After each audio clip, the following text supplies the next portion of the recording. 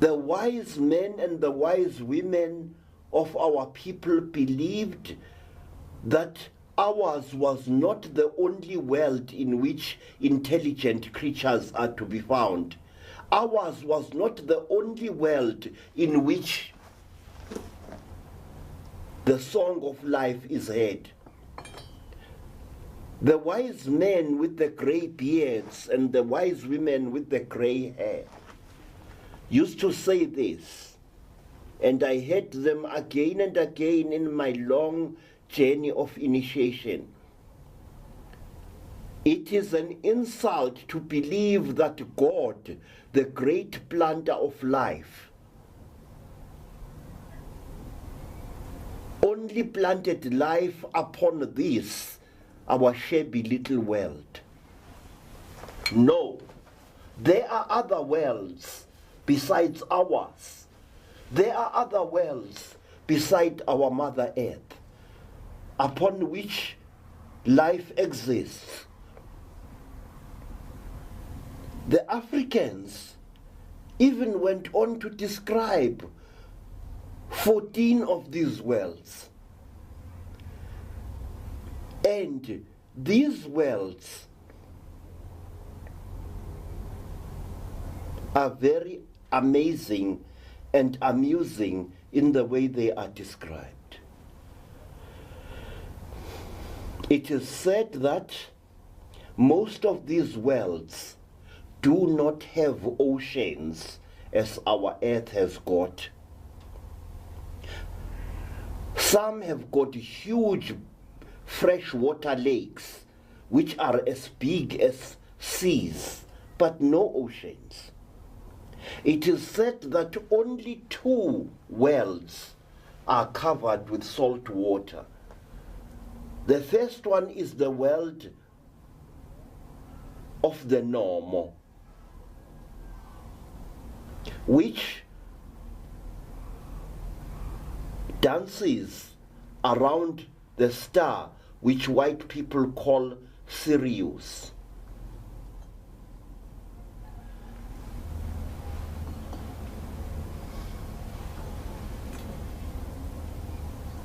The first encounter between Africans and extraterrestrial beings occurred more than 7,000 years ago in a now forgotten part of Africa.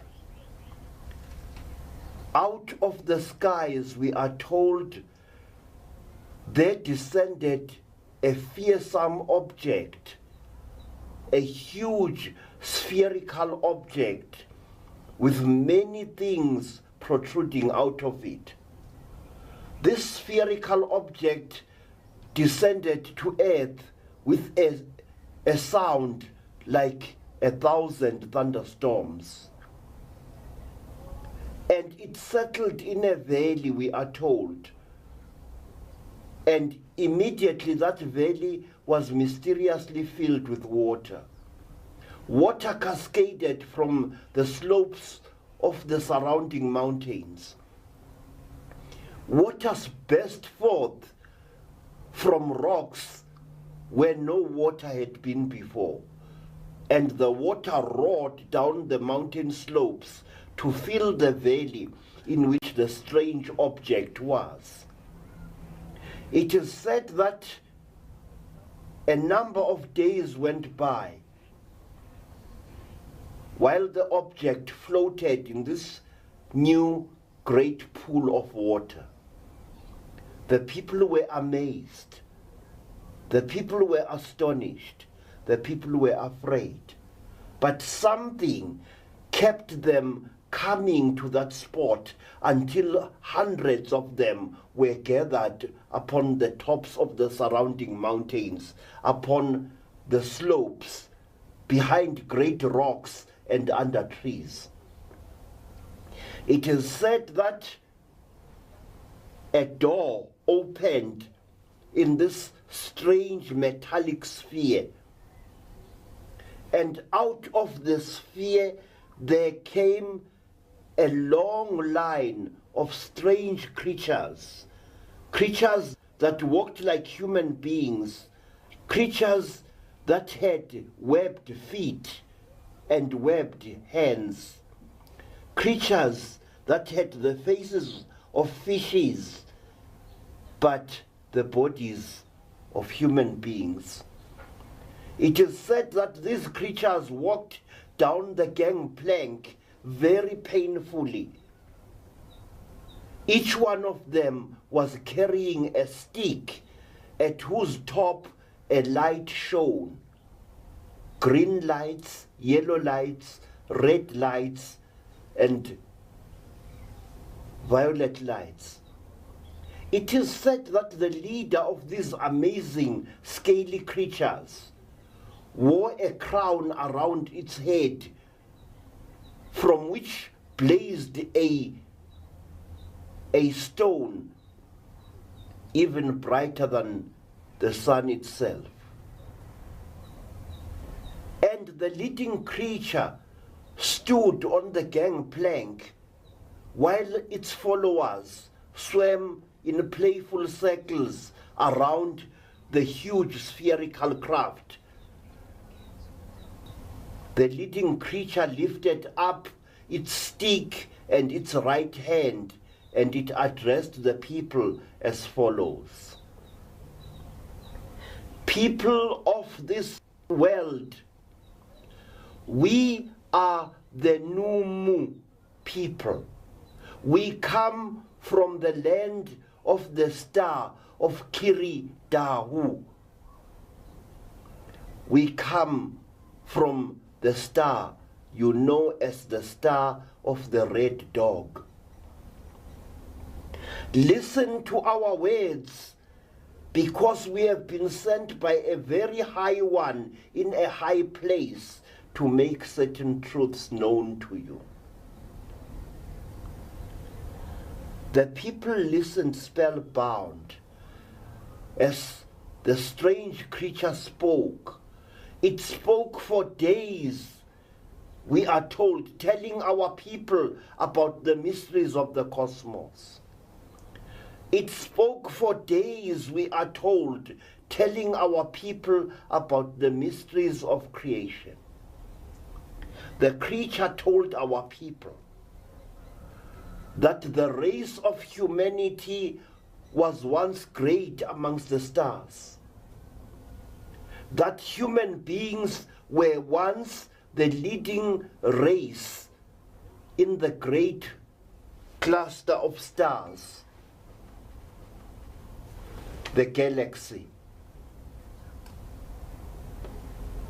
The creature said that because human beings were so vicious, so aggressive towards other intelligent creatures and towards living things in general, a great war broke out amongst the stars as several worlds joined forces against the human race, fought it and drove it away from the center of the great star flower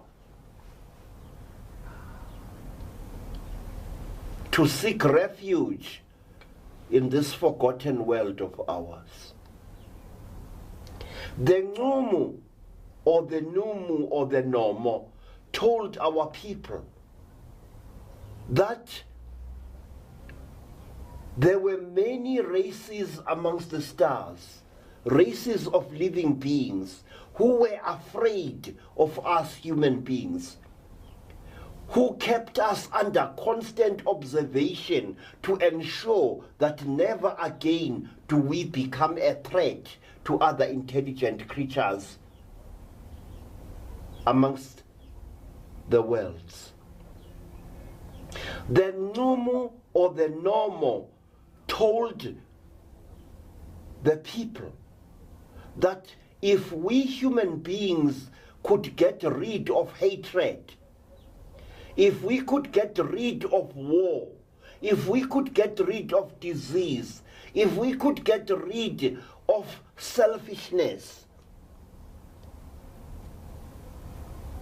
the great gathering of the star worlds would once more receive us with open arms, to take once more our rightful place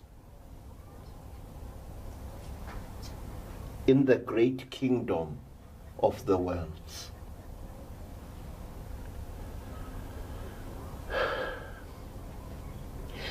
The Ncumu taught us that we must at all times respect the earth upon which we live. The Ncumu told us that our earth, the earth in which we live, was artificially created in order to breed and to sustain life, life which would then spread to other worlds amongst stars beyond number. The Ncumu said, "Oh, earth-dwelling brothers and sisters, you must understand who you really are. You must understand how great you are. You must understand how great you once were. And you must know that a living thing that does not spread out to the stars sooner or later dies out.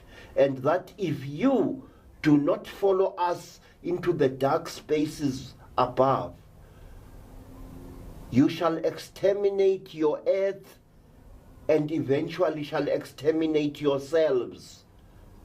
And the earth, which is a womb world, a breeder of life, will be once more empty of living things." It is said that after the Normo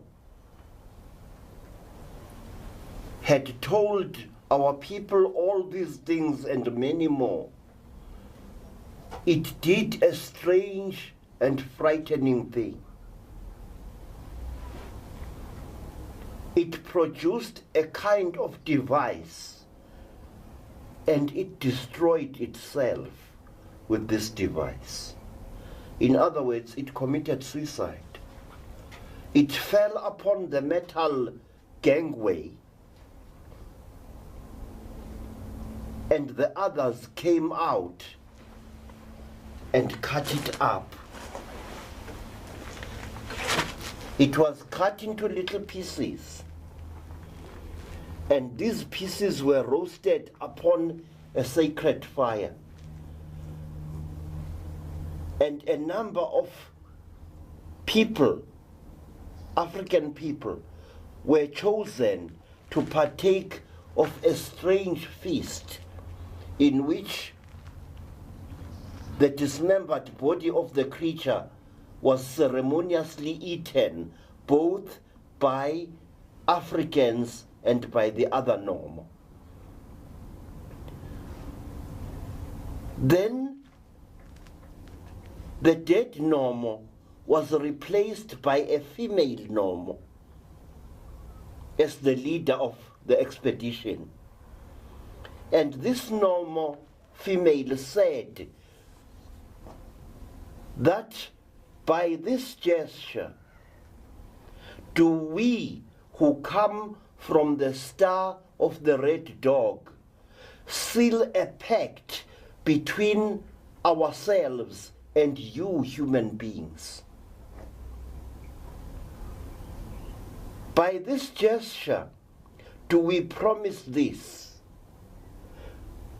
that if you get rid of war amongst yourselves, if you get rid of arrogance and quarrelsomeness, if you banish disease and bid farewell to hunger and poverty, then we, the Normo, shall return, and we, the Normo, shall take you by the hand and lead you, human beings, to the throne of the stars.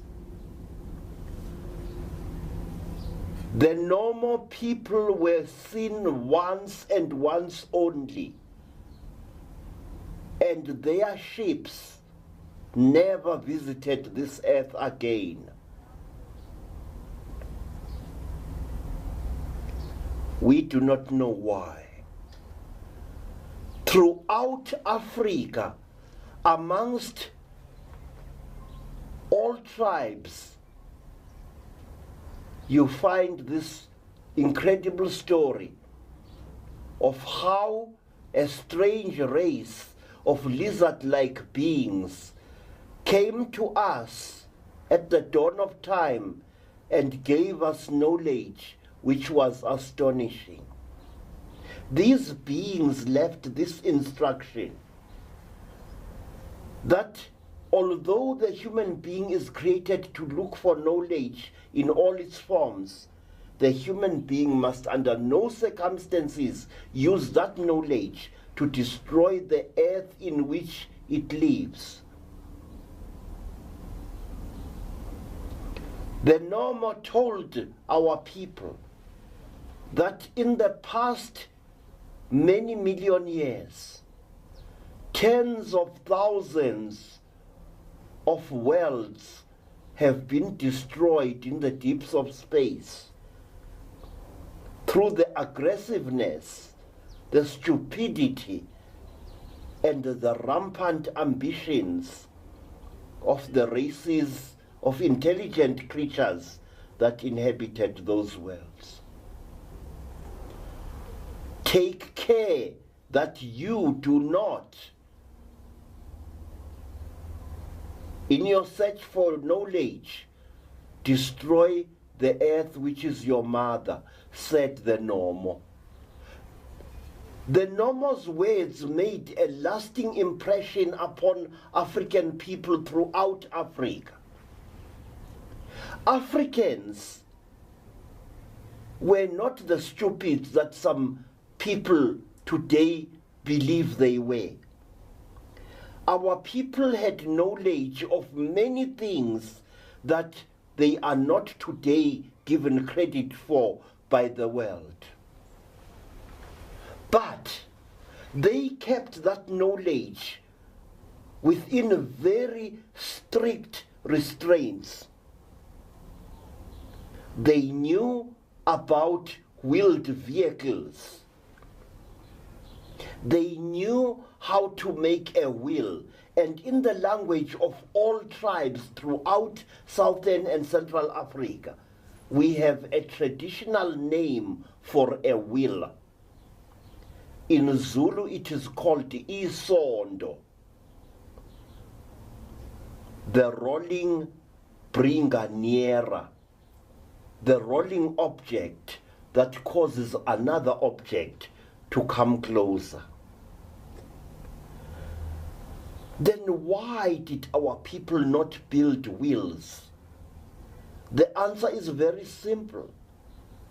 They feared that the building of wheeled vehicles might bring about the destruction of the earth. When a Zulu boy was growing up, he had to be an expert with the bow.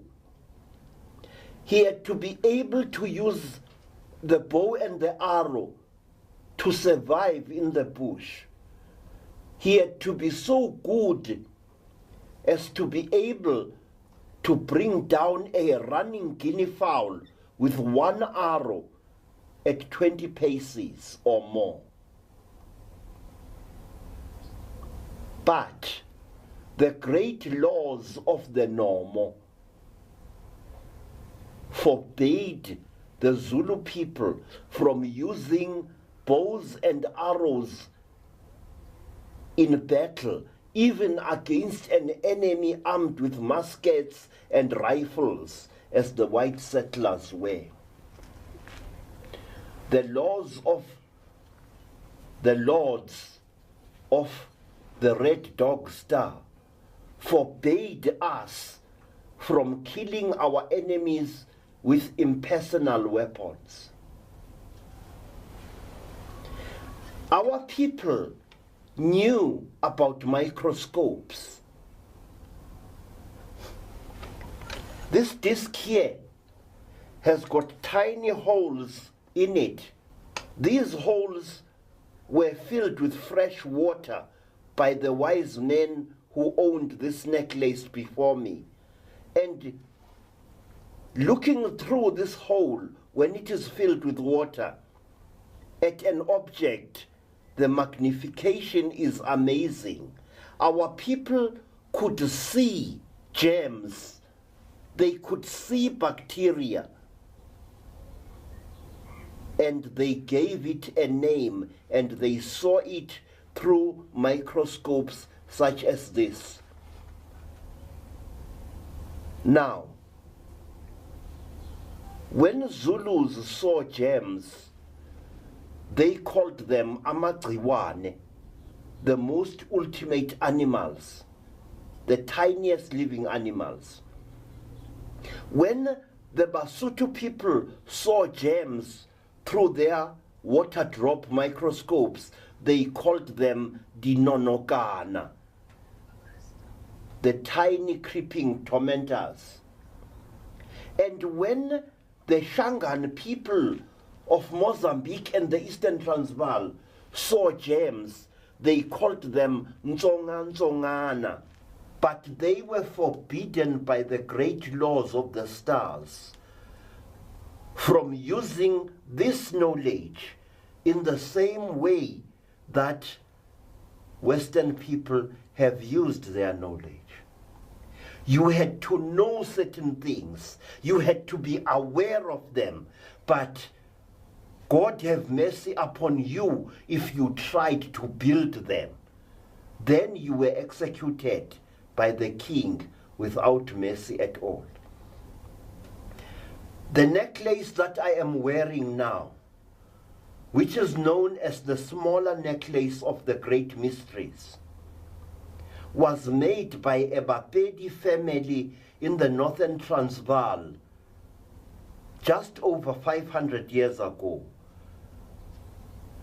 And when the blacksmith had finished making this necklace, he and his sons and apprentices were all executed by being flung down a mine shaft to their deaths. Why? Because the secret of shaping Vedite, the secret of shaping and drilling through this very hard stone, the secret of engraving the copper here, had to die with that blacksmith and never exist on earth again. Today, many nations ridicule the African as a creature which never made any contribution to civilization. That accusation is false, racist, and should be rejected with contempt. Your religion can enable you to reach the stars, but your religion also can act as a powerful chain that restrains your creativity. It was so with us Africans. We were not isolated from the rest of the world. Traders came to Africa in ships and they traversed Africa in land vehicles. In caves in the Sahara Desert are shown paintings of men riding chariots. Wheeled vehicles were no stranger to us Africans, but we were forbidden by our religion from building them. The people of Africa have been coexisting, really coexisting, with alien beings from the stars for tens of thousands of years.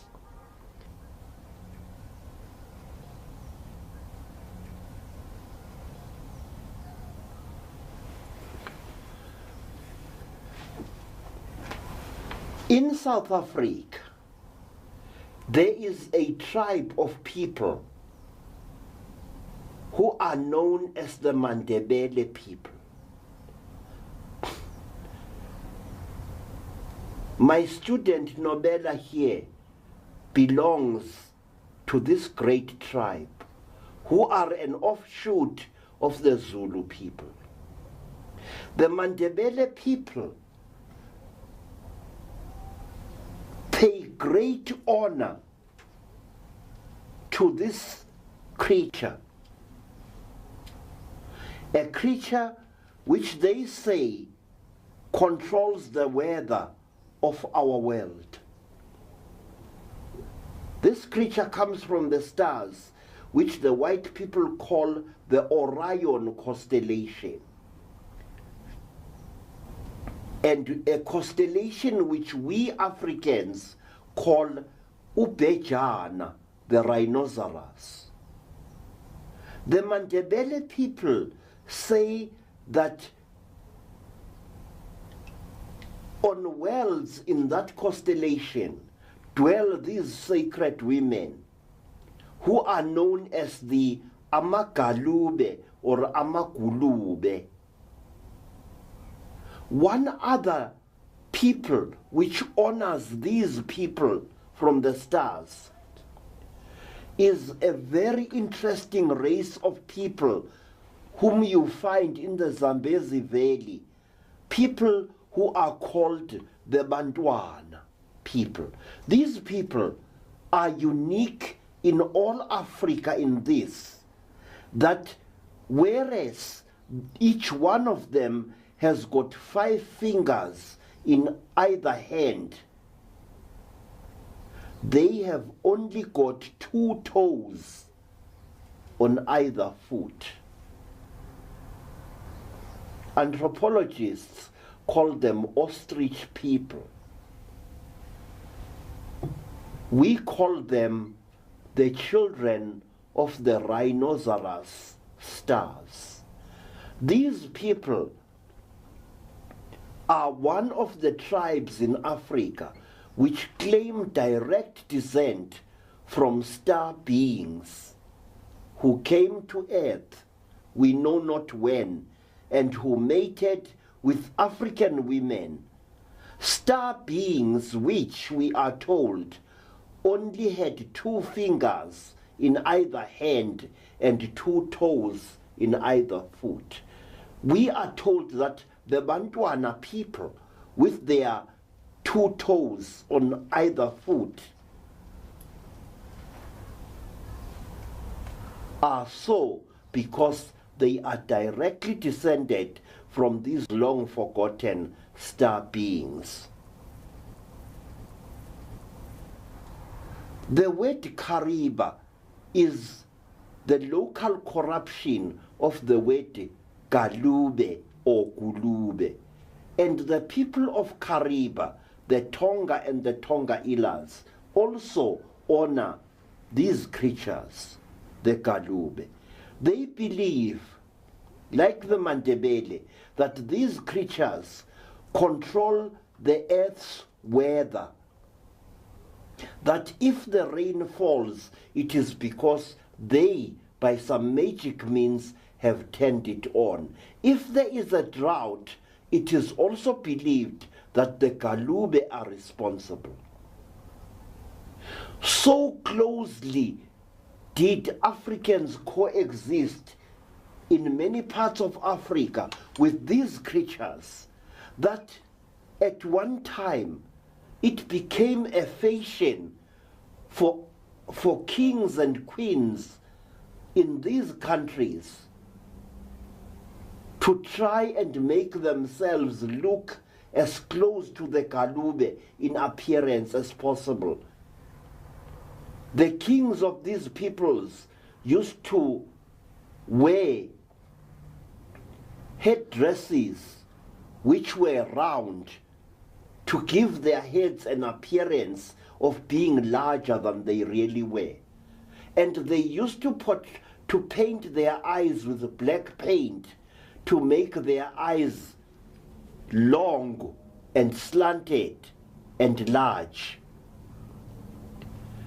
And in the land of these peoples, a chin like that, like this creature has got, was regarded as an object of beauty. As far up the African map as Nigeria, at one time you found bronze heads from Nigeria portraying living kings, but whose features had been deliberately distorted to make them look as close to the Galube creature as possible. May I point out another very interesting thing, that in the land of Egypt, at the time of Pharaoh Akhenaten, Egyptians also portrayed themselves to resemble the Galube people. They portrayed themselves as having long, thin faces, chins exactly like that, and large, shaven heads. In fact, Akhenaten's wife, Nefertiti, wears a headdress which is intended to make her head larger than normal. And in ancient Greece, or rather classical Greece, there emerged a great ruler called Pericles, who also wore a helmet on his head, which made his head look abnormally large. And it became a fashion at that time amongst the Greeks to believe that the larger a person's head was, the more intelligent that person was.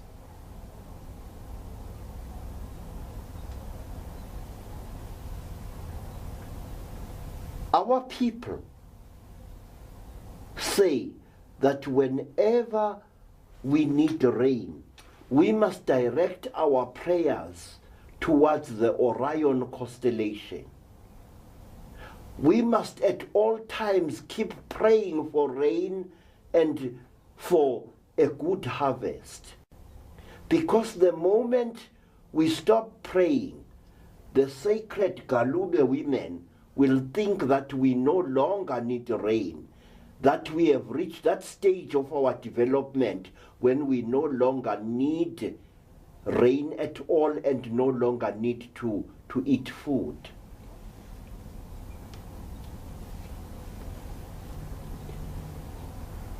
Let me end this talk on this subject of the Galube,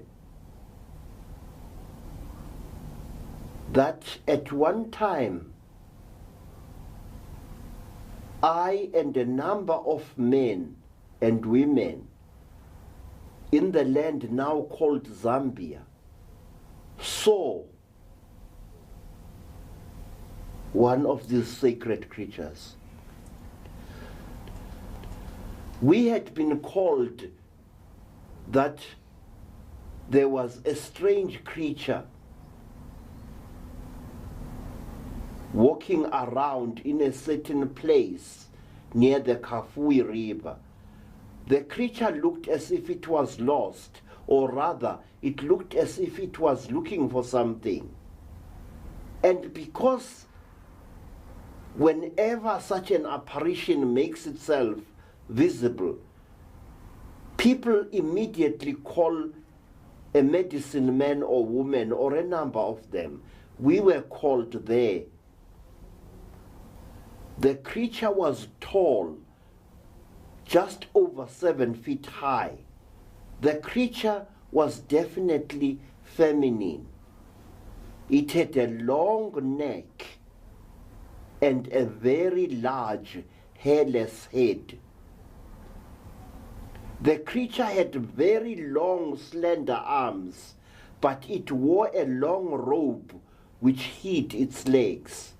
and it moved with a strange gliding motion across the landscape from one clump of trees to the other one.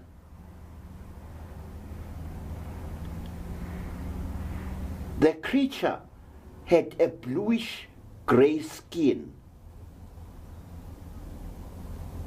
It moved through the long grass and then disappeared. After that, we all underwent a ceremony of purification because we had seen one of the holiest beings in Africa.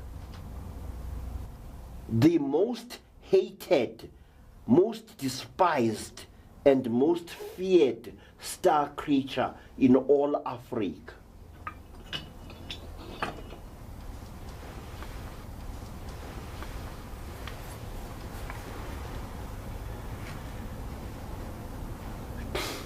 This is the Mhondoruga.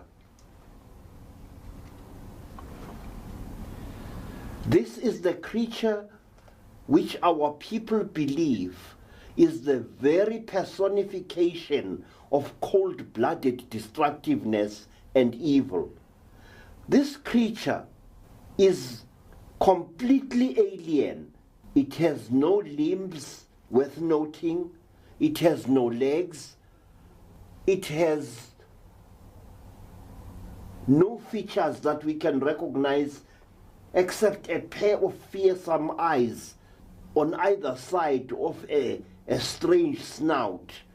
The creature's head is always covered in a metallic helmet, and the creature moves along the ground like some kind of slug.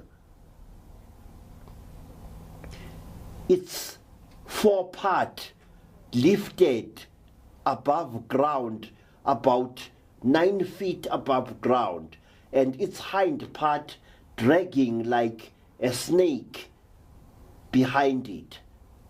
This creature on soft sand leaves a heavy impression which once you have seen it, you will never forget it.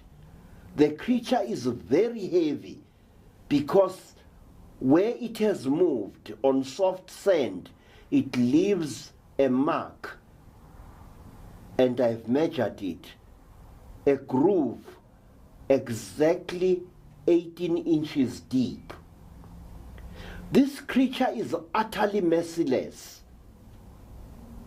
When village dogs see this creature, they go wild and they try to attack it, and it kills them.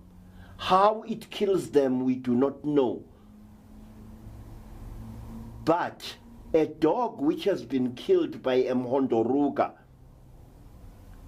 does not rot. It becomes hard, as if mummified.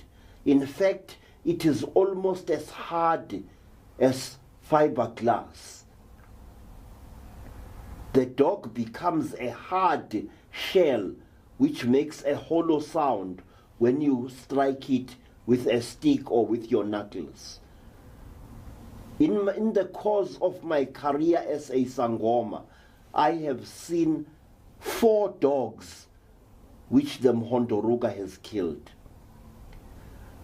The name Mhondoruga means the weaver of war. And whenever this creature is seen anywhere in Southern Africa, our people believe that it is an omen of great war to come. In 1958, I was in the land called Rhodesia, when a great friend of mine, a tribal chief called Rikai Tangwena, called me saying that we should go to the site where a Mhondoruga had been seen only a week before. We traveled there, Chief Rikai, myself, 2 of my friends, and several other people. And we arrived at the place. And an amazing sight greeted my eyes. A dog was shown to us, a dog from one of the nearby villages. The dog was lying on its side under a tree. The dog was completely hairless. It was dead, and its body was as hard as a board.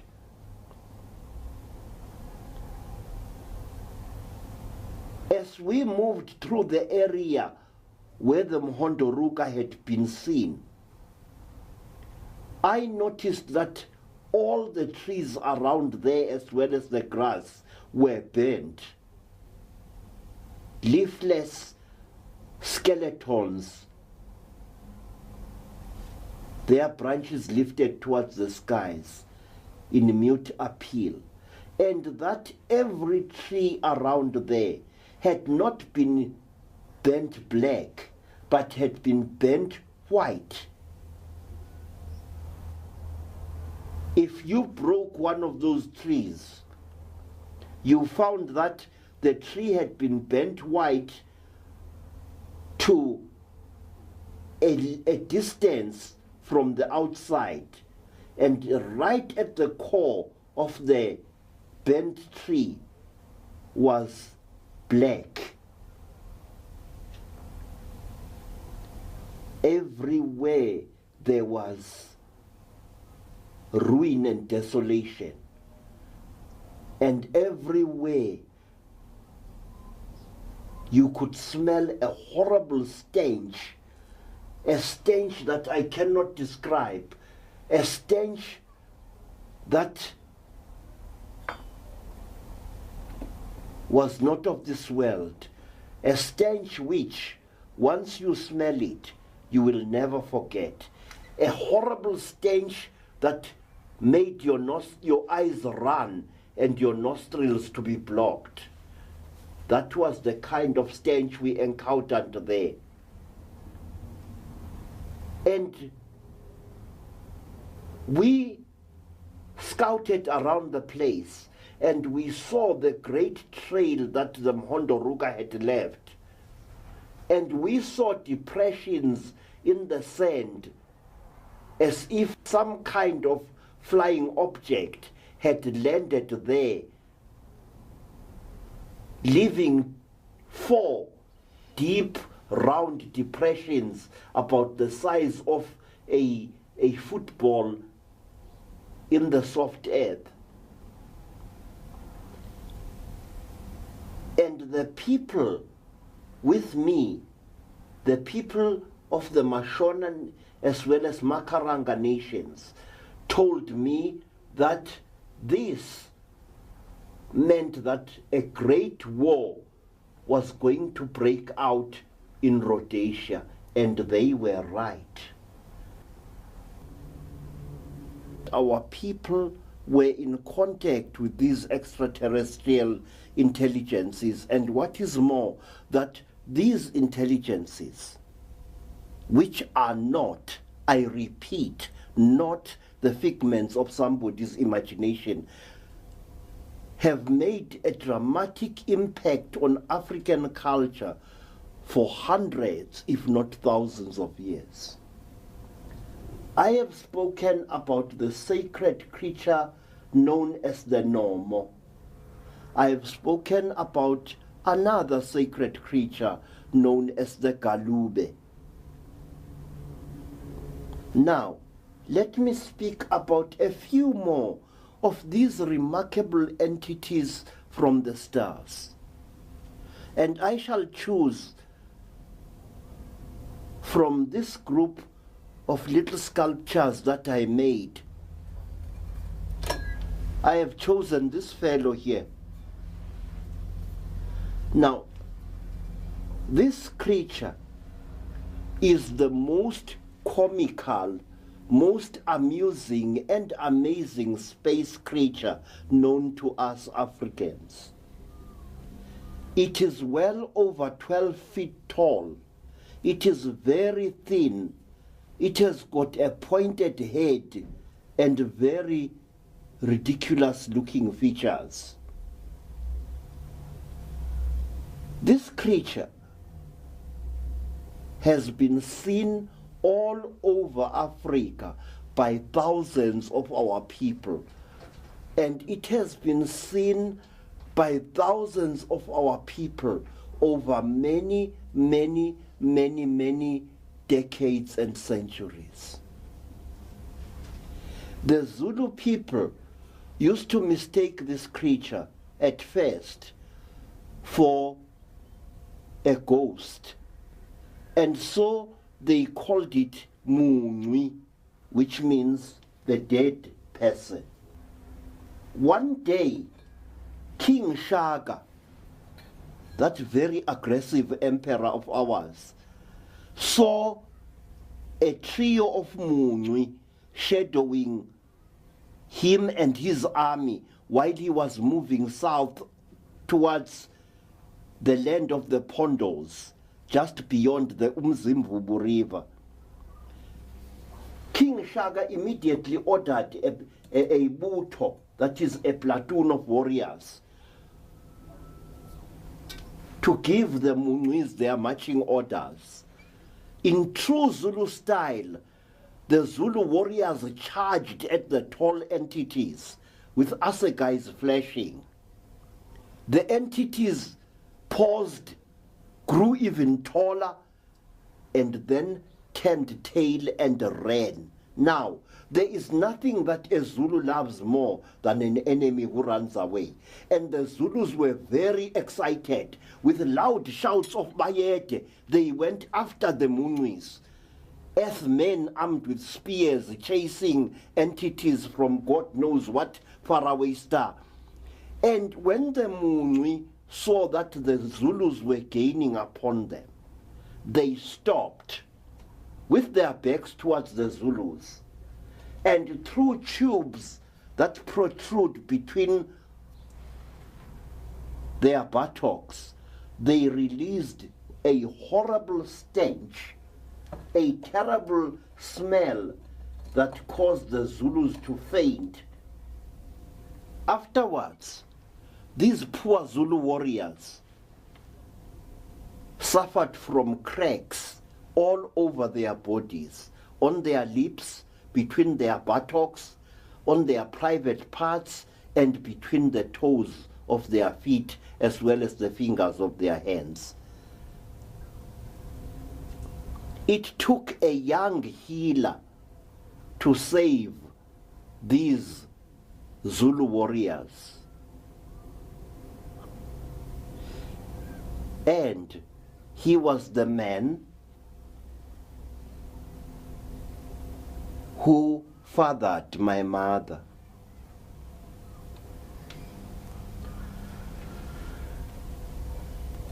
Another name for the Mungwi is Umkhungatega, which is a Zulu name for gawking idiot, because that's exactly what these creatures are.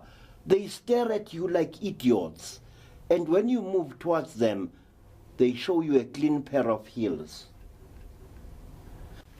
This creature is known as Ngadlangadla, a name which is imitative of the huge clattering sound which this creature makes when it moves through the bush. This creature is anything from 12 feet high to slightly over that. And it is a metallic creature whose head is covered in a huge bulbous helmet with a transparent face plate of what looks like glass, behind which bright red eyes stare at you. This creature is amazing in one respect. Not only is it huge and indescribably heavy, but its arms grow from the center of its chest. This creature has got one other characteristic. It can pass through the mud and the grass fences of African villages like a ghost. It is real. It leaves heavy footprints in the ground. It makes an audible sound. It, strangely enough, smells of oil or some such chemical. Many Zulus and people of other tribes who have seen the Ngadlangal say that it has a smell like a diesel truck. Although no smoke of any kind has been seen to come from it.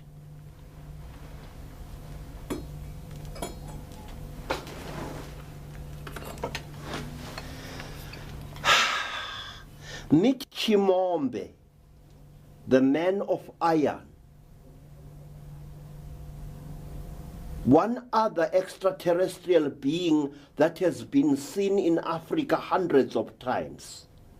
This creature here has the distinction of being worshipped in many African countries as a god, but it is a space-faring entity. It looks for all the world like a cross between a robot and a battle tank. Its head reminds one of the turret of one of the war tanks of the Second World War. And its body is made up of heavy metal with many joints which move with a faint hissing sound. In Nigeria, they call this entity Ogon. In parts of Central Africa, he is called Nguguni, the Lord of the Blacksmiths. And in the land now known as Zimbabwe, Nguguni is worshipped as Chimbi or Chimombe, and his shrine is in the Zambezi Valley.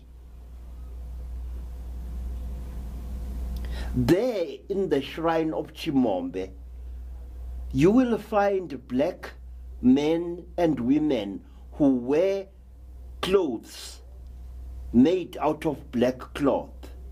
And in olden times, these people used to accept gifts of rolls of black cloth from all people who visited the shrine of Chimombe for any reason.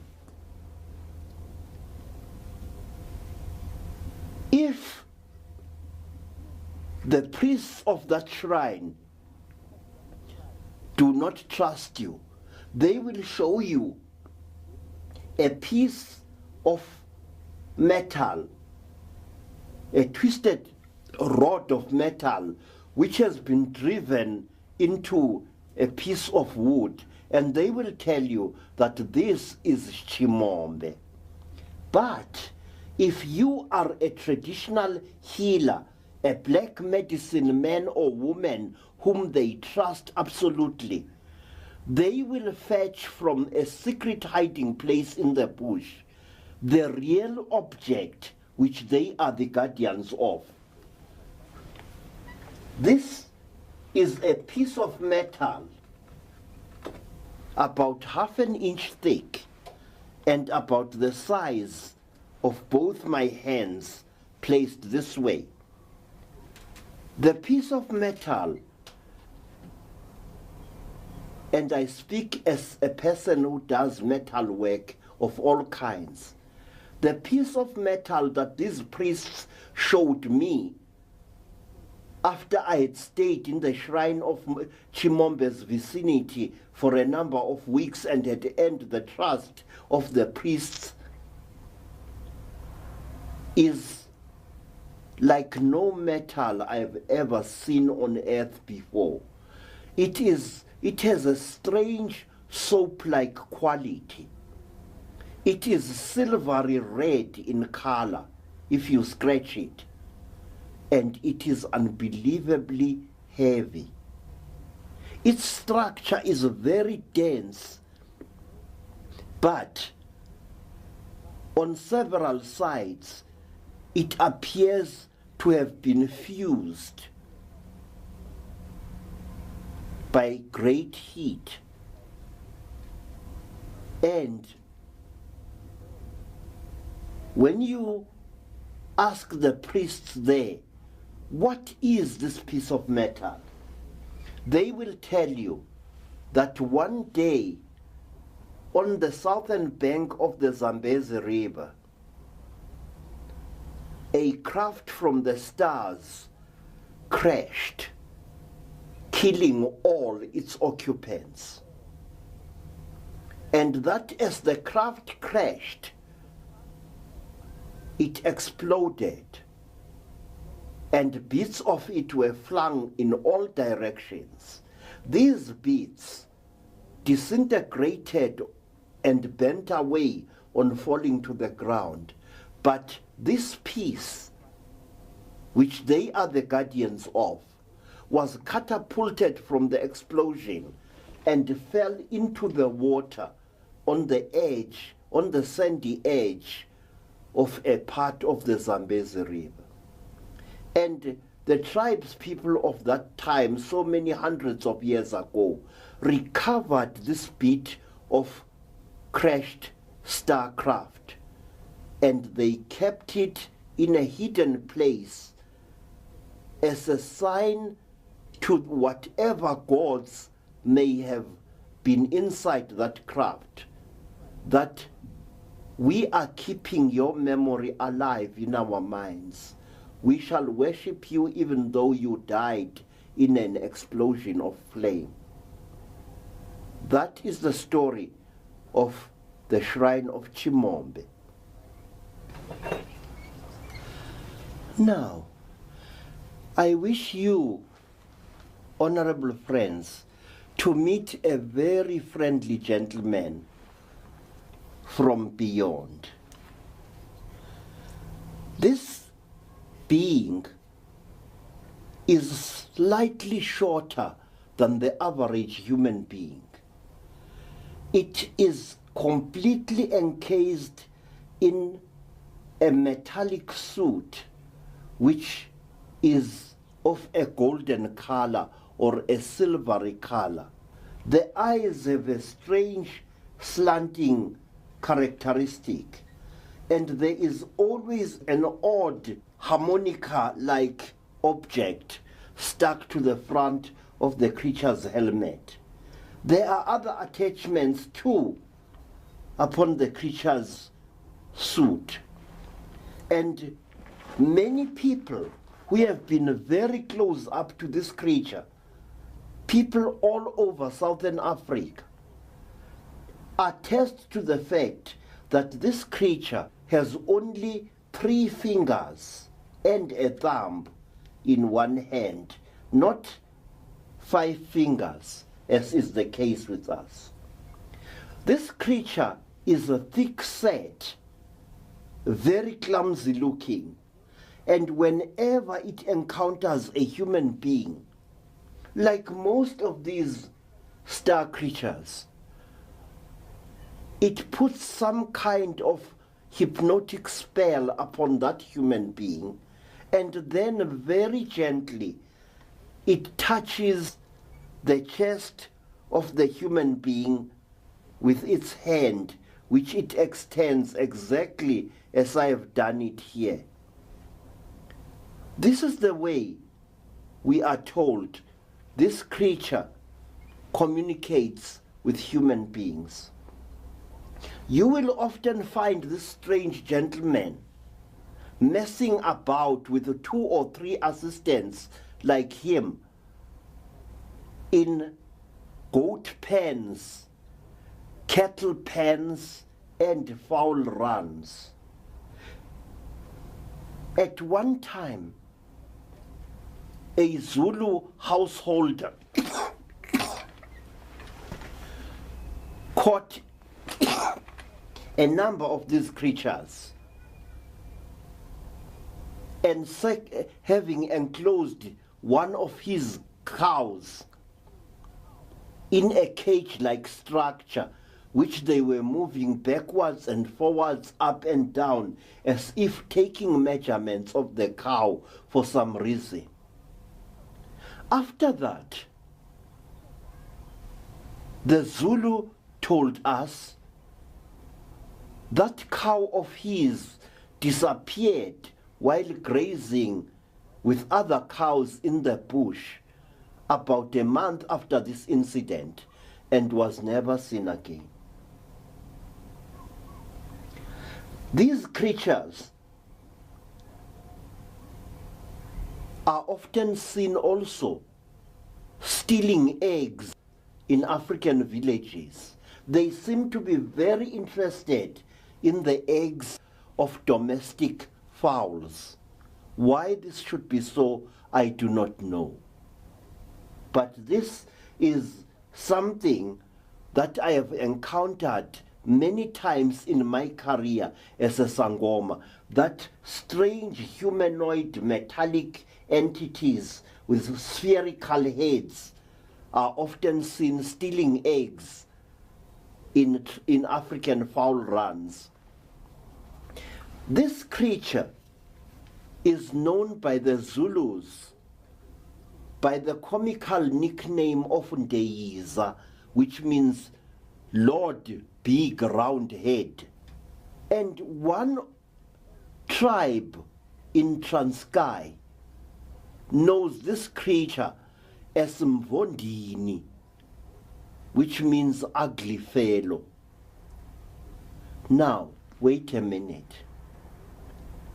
Many mysteries occur not only in Africa but in other parts of the world, and so connect two separate or more continents together. In Australia, Australian Aborigines portray again and again a creature more or less like this. A creature with large friendly eyes, no mouth, head and shoulders and legs, and they call it a vonjina.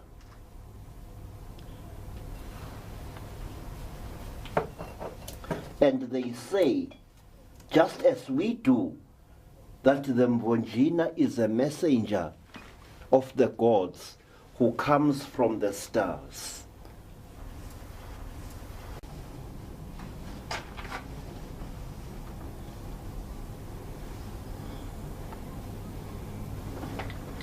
Yeah, yeah, oh, yeah, ooh, yeah, yeah, ilelio, moo, yeah, yeah,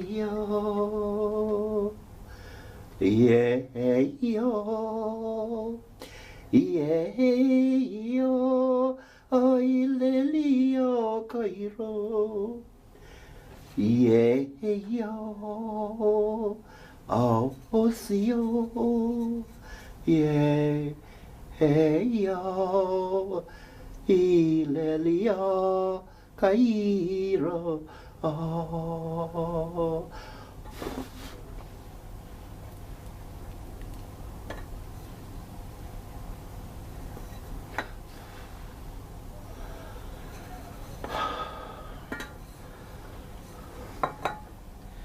Yeah, yo, oh, yeah, yo, oh, ilelio, moo, asio, amarabeku, yeah, yo, ilelio, Mara.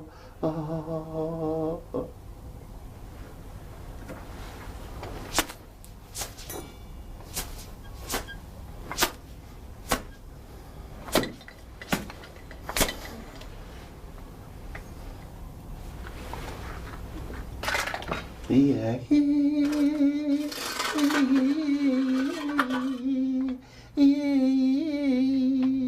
yeah,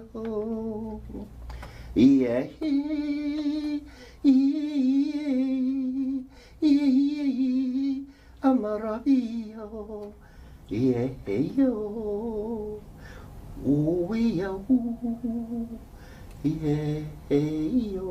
oh, ilelia,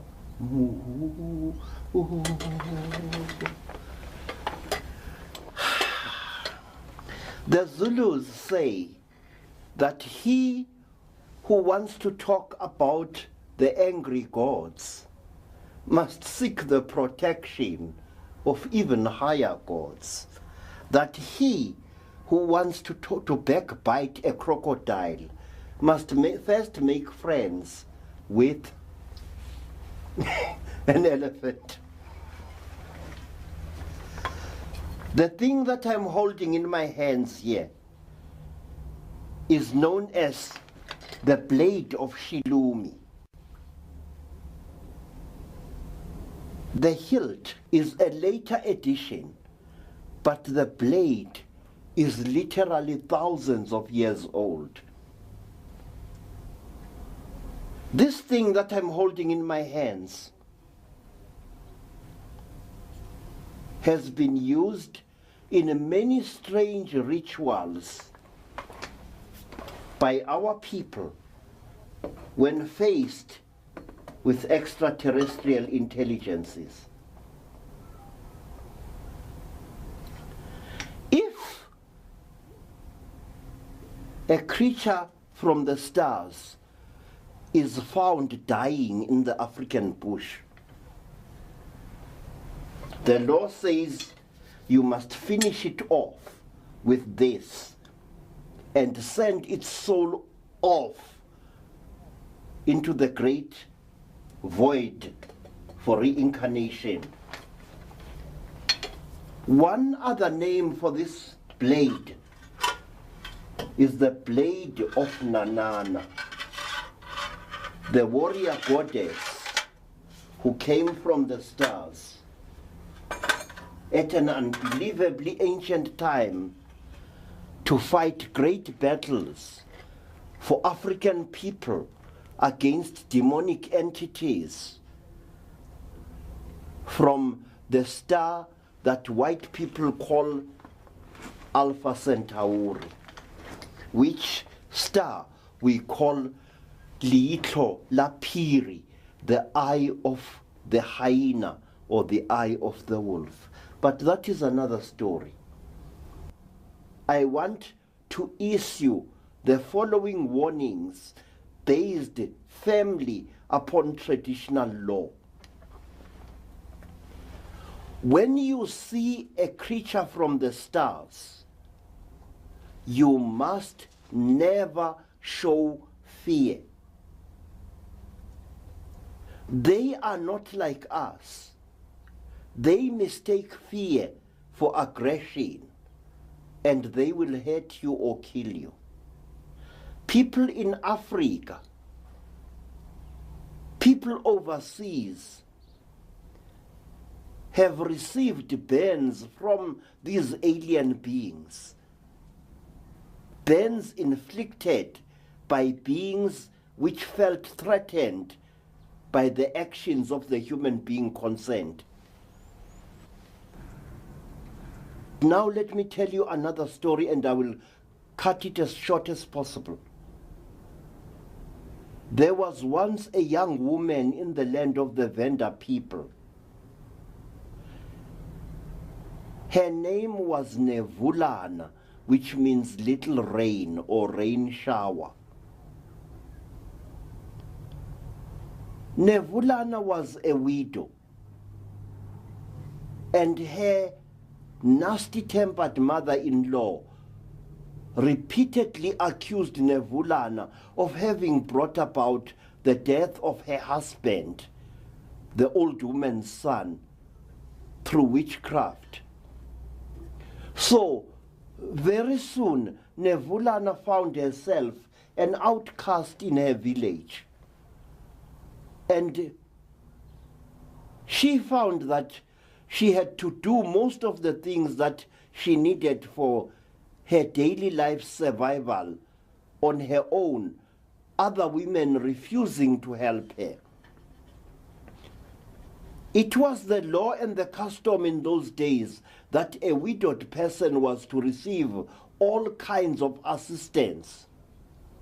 Water was to be fetched for her, wood was to be found for her, and if she had a little child, as Nevulana had a little baby, the baby was looked after for her when she had to go away for any reason. But Nevulana was hated by the community. First of all, because she belonged to the Balemba people, and the other people belonged to the Vavenda people. She was a foreigner in her own land, rejected by her own people. One day we see Nevulana walking through the bush all on her own, carrying her baby boy strapped to her back in the African fashion. In one hand, Nevulana carries an axe, and in the other hand, she carries a rope of cowhide. She's going out to gather firewood, and she wants to bind the firewood together into a bundle and then place it on her head and carry it back home. It was an ordinary day like many others that she had known. A gentle day, a breezy day, an early spring day. The bush was green and smiling. The grass was tall, and animals were grazing all over the landscape amongst the trees. The smell of undestroyed Africa was all around. The birds were singing. The butterflies were fluttering amongst the wildflowers. We see Nevulana, a short, powerful little woman with a round face, as beautiful as the moon. Her head is shaven because she is a widow. She wears no ornaments on her arms and around her neck and on her legs. She just wears a string skirt through which her powerful thighs reveal themselves again and again as she moves through the bush. Her eyes are large, alert, the eyes of a laughter-loving woman, and there is something enticing about the shape of her rather full lips. Balobedu women are known throughout the land of the vendors for the great beauty of their faces and figures, and Nevulana was no exception. In the far distance, Nevulana saw an old tree, a dry hardwood tree which was slowly dying. She wanted to climb up that tree, chop down some of its branches, and tie them together for firewood and take them home. So she saw a rock under a green thorn tree, and she removed her baby from her back, and spreading the tarry baby carrying skin on top of the rock, she laid her little fat son to sleep upon the flat rock, and then she strode away towards the old dry tree, and very soon she was about to swim after it like a little ape to cut down the branches when a puff adder was in front of her. Its terrible hissing sending a sound of menace over a wide area. But Nevulana was a true daughter of Africa. She was not frightened of a snake like a puff adder, deadly though the snake is. In her hands, she held her dead husband's battle axe, and with this weapon, she made short work of the puff adder. With one skillful throw, she struck the snake just behind the head, completely decapitating the reptile. And then, without wasting another glance upon the dying monstrosity, she was up the tree and she was hard at work chopping down branches from the dead tree. And then, when she found that she had enough wood, she climbed down the tree and started forming it into a bundle, a long bundle, which she soon put upon her head with a coil of plaited grass as a cushion. We see her coming back from the old tree, moving like a goddess through the long grass. We hear the swish of the grass and the song of the birds all around her. She moves. We see the sweat upon her face and upon her breasts. We see the glimmer of sweat upon her shoulders. She walks through the long grass towards her baby. And then, what is this? The cry is wrung from her lips, and she throws down the bundle of wood, and she stares at a strange spectacle that is taking place under the green thorn tree where she had left her baby. Her baby boy is sitting up, all 1.5 year mischievous bundle of him, and he is playing, but he is not alone. He is playing with one of the most fearsome creatures that Nevulana had ever seen in all her life. The creature looks like a human being. It has a bluish-gray skin. Its head is round like an egg, and its eyes are unbelievable. They are large and round, like clay cups out of which old men drink marula beer. They have large split pupils like those of a cat. The creature has got no nose practically. Its mouth is nothing but a little slit above a pointed chin. The creature has got a thin neck and long, thin limbs. It is covered from head up to neck in a material that gleams in the sunlight. And it is wearing footwear of some kind. And it is playing with the little Venda baby.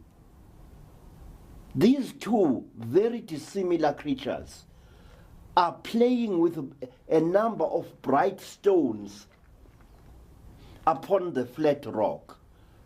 And they are as happy as two fishes in the Zambezi River. Nevulana screams with shock. She dashes forward to snatch her baby away from this little demon that she sees sitting on a pointy backside facing her child. She must get her child away from that thing. And as she moves forward, a hand restrains her. A long, bony hand, bluish-gray in color, with claw-like nails. A hand whose skin gleams like that of a reptile of some kind. A hand covered with tiny, tiny scales like a little fish. A hand whose fingers have more joints than those of normal human beings.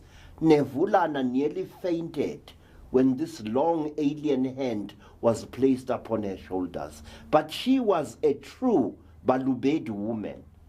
She overcame her fear and spun around to face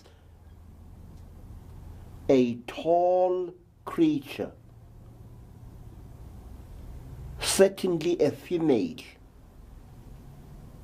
with a huge head like that of a large clay pot, smooth and hairless.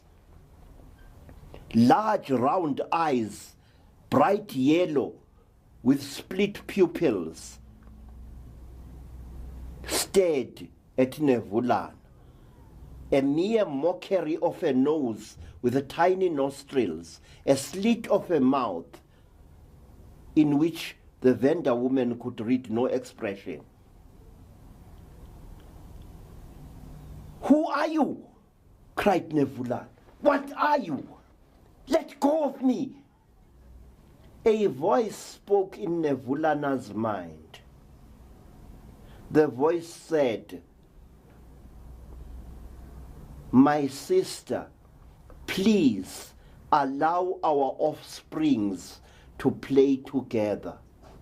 I know that you creatures of this world are dominated by fear, but see, your baby and my baby do not fear each other. Please allow the children to play. Do not disturb them. Come." The alien creature put a long arm around Nevulana's ample waist and gently but firmly led her away from the two playing children. There, both mothers, an earth woman and an alien from God knows what star, stood watching as the children played.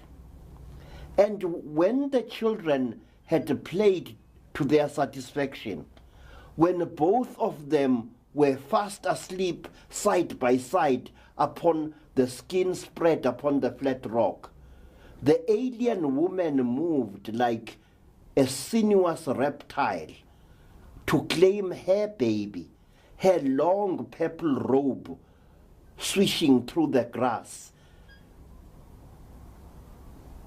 One long alien leg with two knees, and not just one, revealed through the slit of the long robe. The woman said, "Mother of this world, please now claim your child. But please keep the stones which come from my world with which our children had been playing. And perhaps one day, when your people have overcome their fear and distrust, we, the women of Kere Kaure, shall come back to your world, and our children shall play in peace with your children." "Stay well," said the alien woman. She moved through the bush, a tall, sinuous form, moving with a strange clumsiness, as if she was not familiar with walking. And soon she had disappeared from view. There is a lot more in the story of Nevulana to tell, but let me tell you simply this, that after this happening, Nevulana took the stones with which her child and the alien child had been playing to the lord of the nation, the chief. And the chief decreed that this object should be made, an object that commemorates the vessel in which the alien woman had arrived on this earth aboard. And inside this box, enshrined for all time, are the stones with which a child of the Venda nation and a child from a distant star played peacefully together in Africa. My friends, this is not a legend. This is a true story. This necklace that I'm wearing here came from the descendants of Nevulana. When people started burning elderly people to death in the land of the Vendas, A wise man fled to my home in Soweto, carrying this necklace and other precious things with him. And he gave me custody of this necklace, saying that if I died without leaving a successor, then this necklace, the necklace of 1,000,000 years, the necklace of 1,000 mysteries, must be buried below my corpse, so that no one will dig it out except the gods from the stars to whom it is dedicated. Thank you.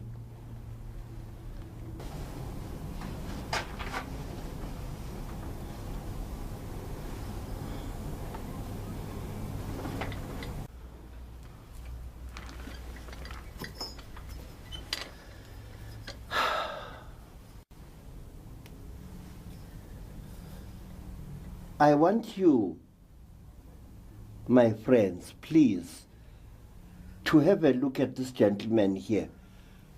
He is one of the well-known star entities which I forgot to mention earlier in our talk about the many tribes of alien beings that are often seen upon our earth. What are these creatures doing?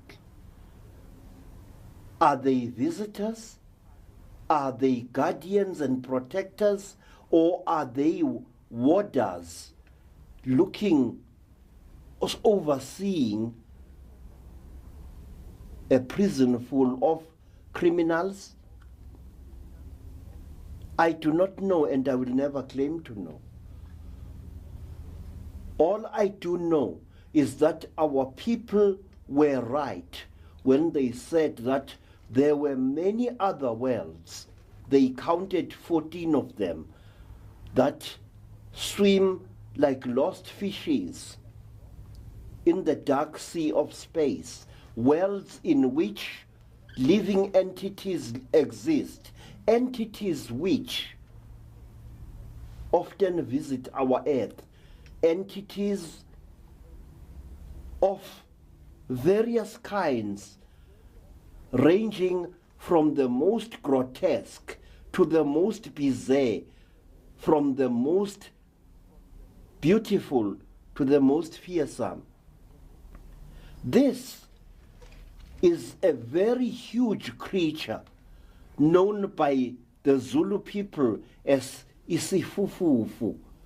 This creature looks like a moth or a bat. It is a humanoid creature with arms and legs, but the arms are at the end of very long wings. And this creature is often seen flying across the landscape in places like Transkei and also in places like Natal, in the Natal Midlands. And whoever sees this creature at close quarters is soon stricken blind. A cruel, painful blindness in which the eyes run with water and sometimes pus. This creature has got the body of a human being, the face of a strange moth-like creature, and it wears boots, which means that it comes from a civilization where people, if you can call them that, wear footwear of some kind. Impressions of this creature's boots have been seen on the sides of tarred roads in several parts of South Africa in the last 50 years or so. The Isifufufu rarely appears in our country, and when it does, it always appears just after sunset, never later, and it is seen flying like a huge and ugly bat over the beach, over the ocean, and across roads, and even above African villages. It has never been known to approach human beings, and it has never been known to harm human beings, except by the fact that whoever sees it at close quarters gets burnt or turned blind. It is a result of this, of what the Sifufufu does, that there grew a belief amongst our people that he who sees God or a god close up will be stricken blind. Now, lastly, let me tell you about another extraterrestrial creature, the most well-known creature in South Africa, a creature whose name is almost on everybody's lips in the black communities. That is the Tokoloshi. The Tokoloshe's name, Tokoloshi, means the creature with a bony ridge over its head.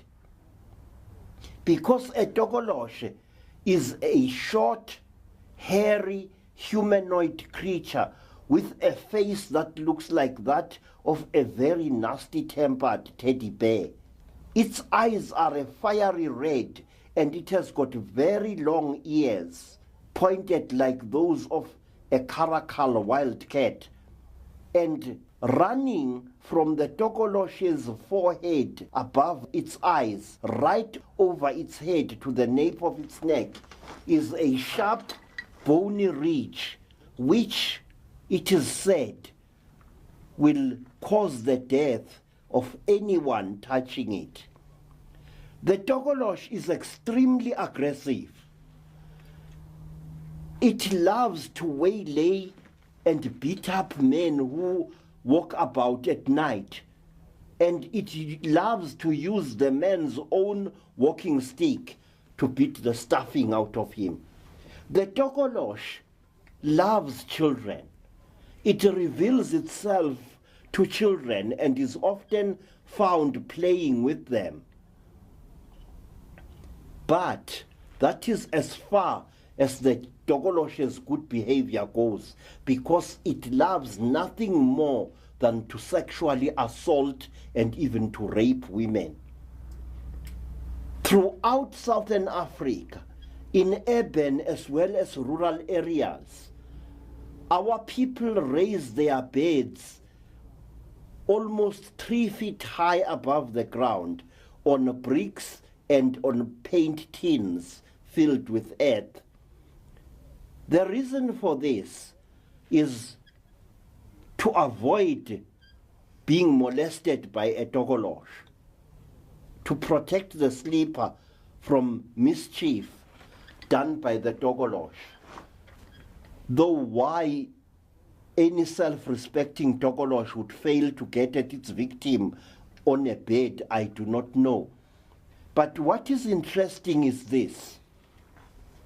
Belief in the Tokolosh extends throughout Southern Africa and also to the Pacific Islands, where in olden days you found Polynesians building their huts on stilts, as high as Africans lift their beds on bricks and on tins. And when you asked the Polynesians, why did your ancestors build such houses? They tell you that they are protecting themselves from a hairy animal which is very aggressive. And when a Polynesian described to me what the creature was that they feared so much, his description was word for word the description of a Tokolosh. Question: why should people separated by thousands of miles across the wide belly of the world believe in the same creature? Answer, because the creature exists, that's why. It's not a figment of someone's imagination. Thank you very much.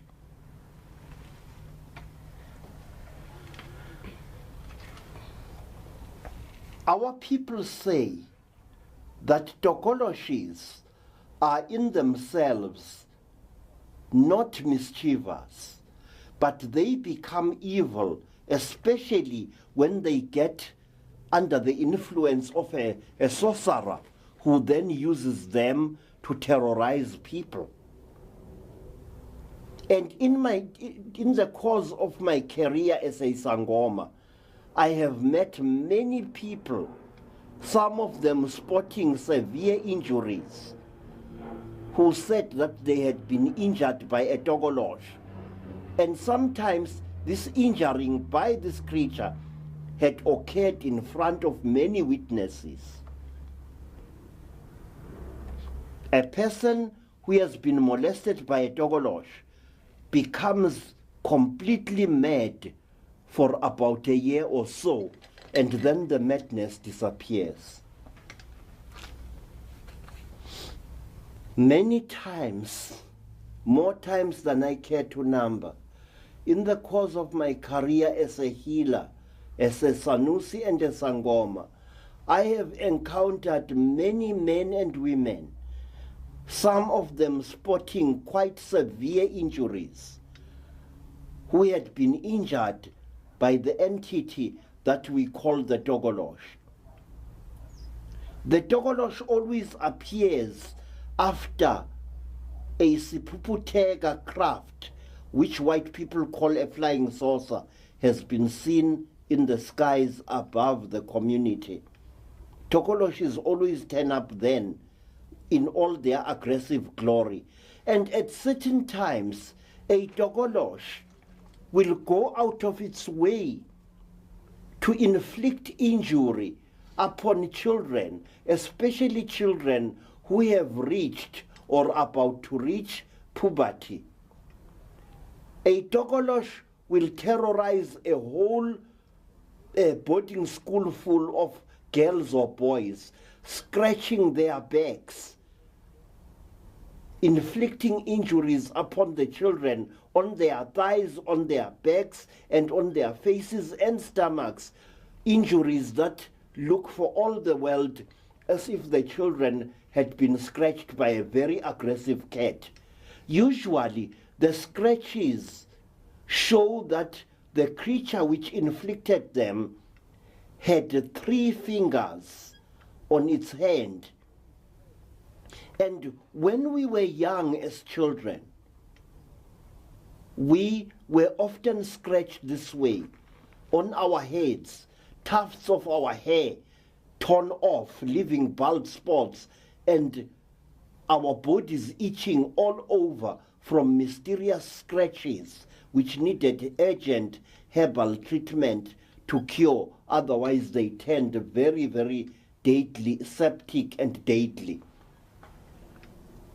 I remember in the year 1946, a community of black people was terrorized by an entity which was known as Mapunapuna, the Naked One.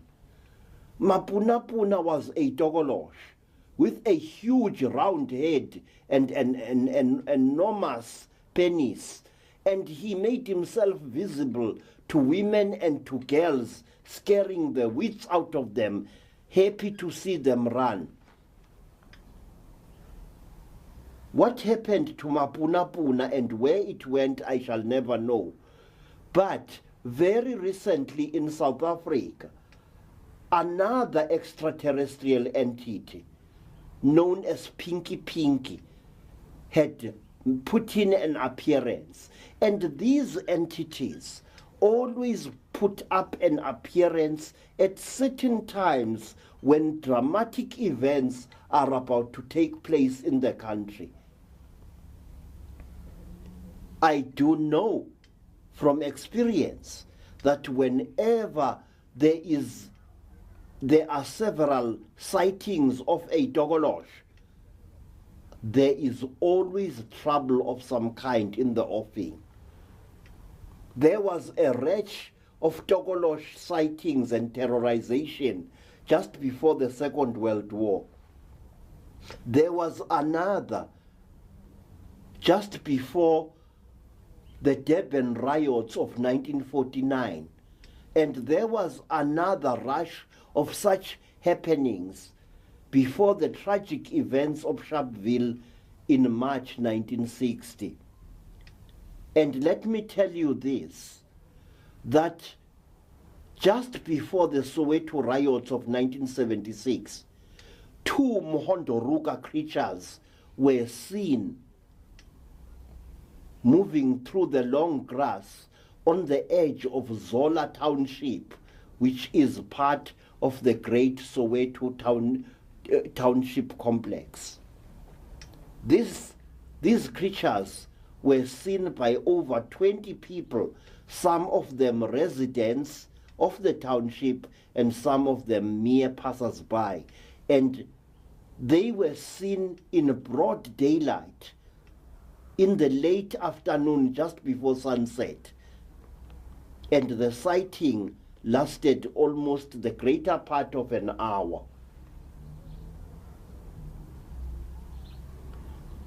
Not long thereafter, a group of faith healers went to the spot where the creatures had been seen and tried to exorcise whatever negative energy they had left there. And a very amazing thing happened. The moment the people stepped onto that place, they went crazy. They started behaving in an illogical and totally insane way. Men removed their trousers and started dancing in the veld. Women screamed and went into hysterical fits, some of them utterly catatonic. It was a really amazing spectacle. But it wasn't just the human beings who were affected. A small dog which had followed a group of children to the place also started behaving strangely. It turned upon its owners and chased the legs off them across the veld before it calmed down. When you are a Sangoma, your life ceases to be your own. When you are a Sangoma, you stop becoming an ordinary human being, but you become rather a lonely pilgrim traveling that strange grey road between the known and the little known, between the visible and the invisible, between the mysterious and the crushingly ordinary. And when I became a Sangoma, I started walking along this road. When you are a Sangoma, you do not look for trouble. No self-respecting Sangoma ever does. But trouble finds you. People come to your doorstep, bringing ordinary complaints with which you can deal. But they also sometimes bring strange mysteries to the doorstep of your life, mysteries that change your life forever. I remember my first case, which was to be one of several hundred to date, of the first person who was brought to me with an incredible story to tell. The person had been a schoolboy called Sipho. Sipho told us that he had been captured by strange creatures whom he called dolls. And these dolls had brought him to a strange place. and had done strange things to him that had made him almost mad with terror and fear. And to support his story, Sipho showed us two strange injuries on his buttocks. These injuries were depressions in the young boy's flesh, as if flesh had been mysteriously sucked out by some means, leaving the skin intact but caved in to form a depression. I remember studying Sipho's injuries with great amazement. I had never seen anything like this in my life before.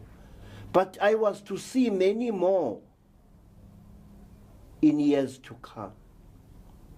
People who told a strange story of how they had been taken by strange creatures and cruelly tortured and molested, and then returned back to their homes as if nothing had happened. Some of these people had been kidnapped while going to work. Some of them had been kidnapped after many a drunken binge in a neighboring village or homestead. Some of these people had been abducted while carrying on with their daily duties in the veld.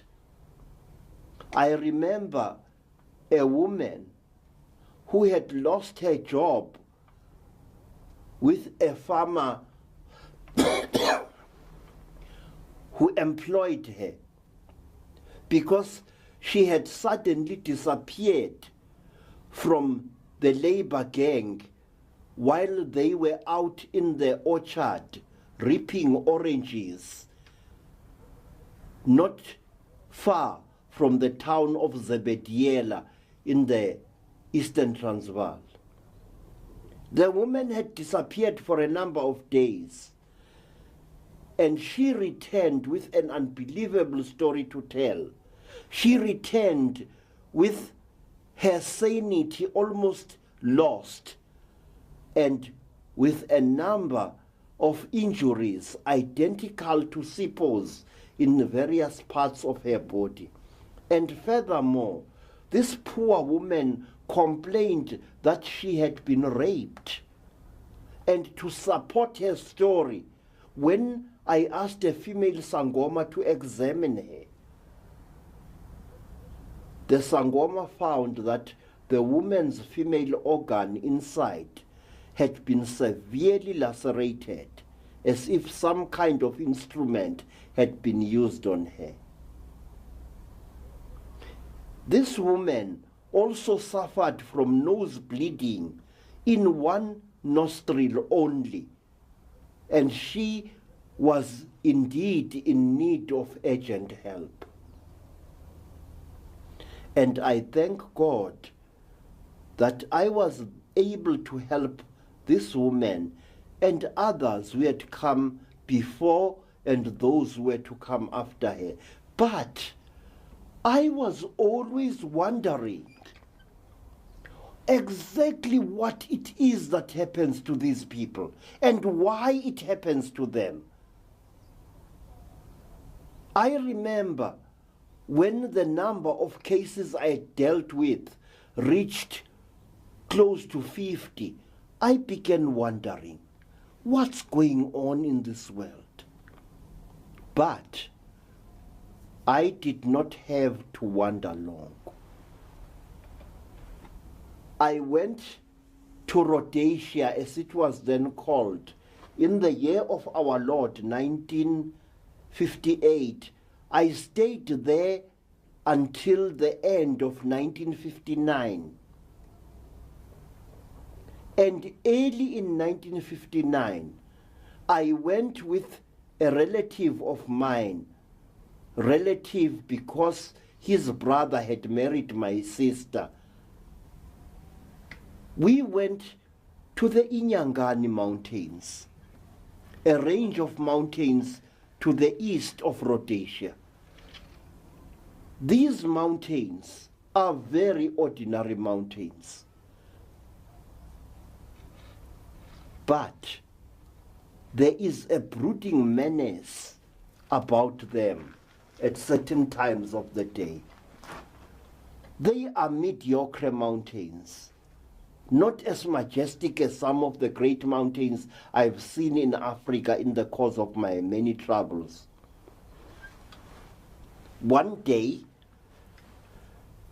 I was with a relative of mine, and he told me that we must climb higher up the mountain slope to search for the herb for which our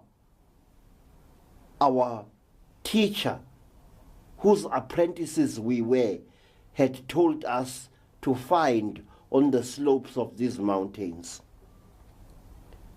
I refused to go higher up the mountain because I was already suffering from a chest condition that made me lose my breath every time I tried to negotiate a mountain slope.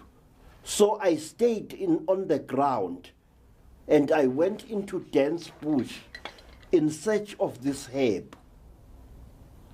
I saw a clump of this herb not far away, and I made a beeline towards it.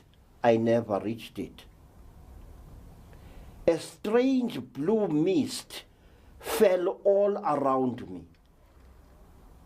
It was like a blue haze, a bright blue haze that seemed to fill the whole land all around me. For a few amazed moments, I looked at the landscape through this strange, shimmering blue haze. And what happened afterwards, I do not know. I regained consciousness to find myself lying upon what looked like a metal working table, a smooth table of grayish silvery metal, of the type that engineers and metal workers work upon. But this table was like no table I'd ever seen before. It was more like a counter, such as one would find in a supermarket. But it was of solid metal through and through. I was lying on top of this thing, and I was naked. And the fact dully registered in my mind. It was as if I was under the influence of some kind of drug or spell, in that I observed all these things with a strange detachment. I was just lying there on the table, not moving a muscle. I was on my back. And then all around me was this strange haze, a turquoise blue haze, or a curtain of transparent turquoise blue material. I do not know. And beyond this haze, I dimly saw that I was inside a room that looked like a railway tunnel, a small half-round room which curved away towards an unseen corner. This room was so small and so low that although I am a short person, my head would have reached almost to the roof of this very confined space. And then, through that strange haze, I noticed many designs made in black upon certain parts of this room, if I may call it that. I even saw a door partly hidden by the curvature of the place in which we were. I was. And there was something on that door, decorations or writing done in black against the silvery metal. And then, through the haze, I saw things moving. They looked like dolls. They looked so incredible that I couldn't believe what I was seeing. My mind faintly registered the spectacle. I wasn't even scared, just mildly surprised and stupefied. These things were moving towards me. There were 5 of them, and before I knew what was happening, one of them, the tallest and the largest by far, was very, very close to me. In fact, the damn thing, please forgive my word, was standing less than 8 inches away from me. It was short. It had a very large, round, hairless head. It had long black eyes, jet black eyes. It had small nostrils, no ears, and a slit of a mouth. Its neck was long, almost shaped like that of a crane. And the creature wore a garment which covered it from the soles of its feet right up to its neck. The garment reached up to the creature's wrists. Its hands were bare. The creature came towards me, and for a few moments we stared at each other, and I was conscious of a strange, revolting smell that emanated from the creature, a smell that somehow chilled the blood in my bones. I wanted to move, to run away, but my body would not obey the commandments or the commands of my mind. This creature was something to be feared, I sensed. There was something cold and unbelievably unfriendly in the creature's expression. It was a living thing, of that there wasn't the slightest doubt. It was human-shaped, but its face was utterly alien. For a moment we looked into each other's face, the creature and I, and then I noticed something. That the long black goggle-like things that seemed to cover the creature's eyes were really a kind of goggle. And behind the goggles, one could make out the creature's eyes, split pupilled and round. And I wasn't given enough time to dwell upon what I was seeing. As the other creatures came all around me, and the next moment a terrible scream was torn out of my lips as a burning pain seared into my thigh. I turned my head, forcing it to turn, and I saw that one of the creatures had buried something that looked like a flexible cable in my left thigh, and the pain was horrible. And even now, I remember that and much more with a shudder. But the agony did not end there, because the next thing that happened was that one of the creatures, a creature which looked very strange and unbelievably old, I noticed that its skin was peeling here and there, exposing a sort of a pinkish underlayer. There were peels of skin around the creature's mouth, near its left temple, and very close to where its ear should have been if it had been a human being. This creature pushed something into my nose, my right nostril, and there was a burst of pain that was so excruciating that I don't know whether I screamed or not. It was a maelstrom of agony. It was a storm of anguish. After that, my body just became numb. I could feel the creatures doing more painful things in parts of my body. They drained something from my organ of manhood, subjecting me to a deep feeling of horror, shame, and terror. And they did all this with a purposefulness that was almost blood-chilling.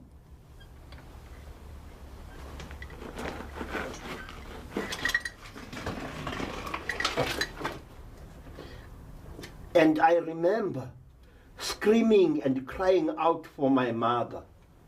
And the creatures didn't care what I was saying. They took absolutely no notice of what I was undergoing. To them, it was as if they were doing a job.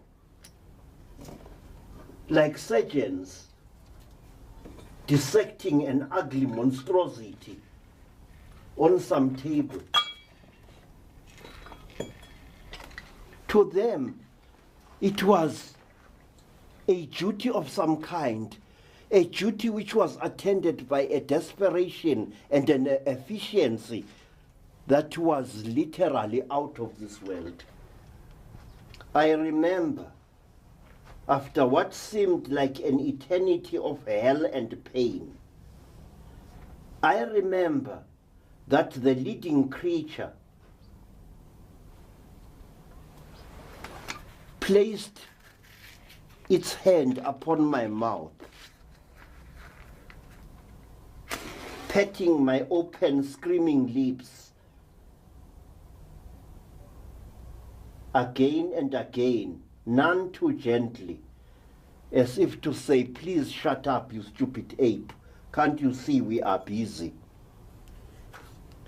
There was, if I could have read only a trace of expression or compassion in those cold, grayish-blue alien faces, I would have understood. But their faces were totally unreadable, and they said nothing. They only seemed to communicate with each other in a series of squeaks and rattling sound and hisses. I remember that in the group there was one of them which took my attention more than all the rest. This creature was wearing a grey silvery garment. But that was not all. It was also wearing a recognizable cap with a visor, a cap of the type that schoolboys used to wear in some schools, a round cap with a little peak like a duck's beak in front. I noticed this and it amazed me. What were these creatures? And when the tallest of the creatures finished petting my mouth, I assumed stupidly that my agony was over, but it was not. Because when human beings or strange creatures like those are busy torturing you, you are in extreme pain. Your pain knows no description. You cannot run. You are utterly captive and helpless. And these things are doing to you exactly as they wish. But when they stop torturing you, when they stop plunging things into your body, things that you don't even understand. Many times I wanted the creatures to tell me what they were torturing me for. What had I done? But they did not even say a word. They did not even make a single recognizable gesture of apology to me. They didn't. They just went about whatever they were doing. These creatures looked exactly like this. They are the type of alien creature that has been known and feared throughout Africa for generations. This creature is about 3 feet tall. It looks for all the world like a child who is on the last stages of dying of malnutrition.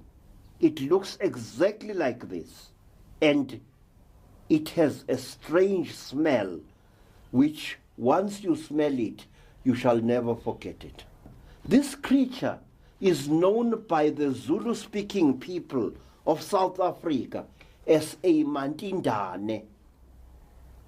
The word mantindane comes from the verb ntinda, which means to abuse, to fiddle with, and to torture by interfering with the victim's genitals and other private parts. This is an exact description of the Mantindan. It does exactly that. For hundreds of years, even mighty nations such as the Zulus, even powerful warrior nations such as the Botswanas and Xhosas lived in mortal fear of these creatures. Whenever a Zulu army went out on the warpath, Zulu warriors used to wear a strange cup-like device over their private parts under their loinskins. This cup-like device was very dangerous to a warrior in the heat of battle because it sometimes could get undone and get between the warrior's thighs, and cause him to stumble and fall, and so to get killed by the enemy. But the Zulus were so afraid of having their semen stolen by the Mantindane that they found this type of inconvenience acceptable, rather than that they should face the trauma of having things done to them by these beings. There is a huge tradition involving the Mantindan, the tormentors of the human race. But let me tell you this. Mantindanes are so real that you actually can eat one. And Zulus sometimes crack a joke. When you have done a Zulu a very great favor, the Zulu will sometimes say to you, "My friend, I don't know how to thank you. I should rather slaughter a Mantindane in your honor." Now, that strange statement hides an actual practice which is still being carried on in many parts of Southern Africa today. If a Sangoma finds a dead Mantindane in the bush, that Sangoma must invite his or her closest friends to a ritual feast on the dried flesh of this little monstrosity. And people who have eaten the flesh of a Mantindane become inseparable friends afterwards. The creature's flesh is utterly tasteless. It tastes for all the world like soft cardboard to which a little salt has been added. And if you have ingested the creature's flesh, then you must prepare yourself for great sickness. A terrible rush will erupt all over your body. Your breathing will be hampered. Your heart will beat with great difficulty. And for a few hours or 2 or 3 days, you will suffer unbelievable agony with your skin itching, numb, and burning as if you have caught smallpox.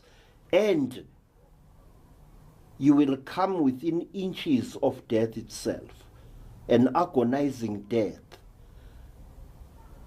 And after that, you will be overcome by an unbelievable ecstasy, an ecstasy that no words of mine can describe.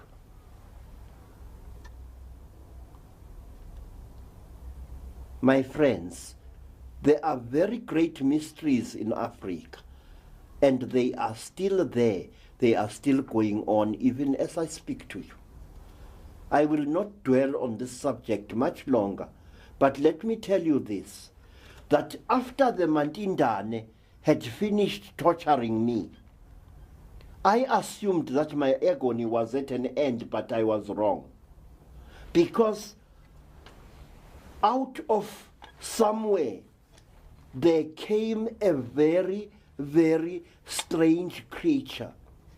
A creature which shocked me all the more because it was amazingly human. The creature looked like a woman, a woman of very short stature, a woman with unnaturally golden hair which looked as if it was made of fine metal wire. This woman had designs or tattoos of some kind on her forehead and on her chin and just below her neck. This woman looked like a white woman. And this is what I found particularly frightening. And I would rather not tell you what happened then. Let me accept this, that it was a trauma that even now has never been expunged from my soul. I was later to learn that this creature is the type of creature known by the Zulus as Ingupusana. The creature's features are strangely out of shape and ridiculous. Some types don't even have eyebrows above their heads, but their eyes are always piercingly blue. Their eyes never blink for one moment, and although its hair is a metallic gold on its head, the hair in its armpits and other parts is a bright, shining metallic red. I leave to your imagination to work out what this creature did to me. And please remember that those were the days in South Africa when apartheid was still ruling supreme. And I walked the valleys of South Africa afterwards, haunted by a double fear. The fear of the Mantindane and also the fear of being arrested by the police for having broken a strange law which was in force at that time. Let me tell you that after this strange, disproportionately shaped creature, a creature with an unnaturally long thorax and strangely short legs and long arms, I was forced off the table by the Mantindane and taken to see a number of things which even now make no sense to me. More than 4 decades ago, I saw creatures in what appeared to be glass jars, little Mantindane swimming like ugly little frogs inside pinkish fluid. I saw other things that I cannot even pretend to understand or to describe. And then I saw in another place a number of people, yellow people, black people, and white people, undergoing the same brutal torture that I had undergone. But then one of the people was a man. I came so close to him as to look down into his agonized face. He looked up at me and I looked up at him. The man was a white man. And some years later, round about 1963, I was walking the streets of Johannesburg when a white man suddenly grabbed me by the shoulder. I thought I was being arrested. The white man said, "Hey, stop you." I stopped. He said, "Do you speak English?" I said, "Yes, boss, I speak English." And then he said, "Where the fucking hell did I see you before?"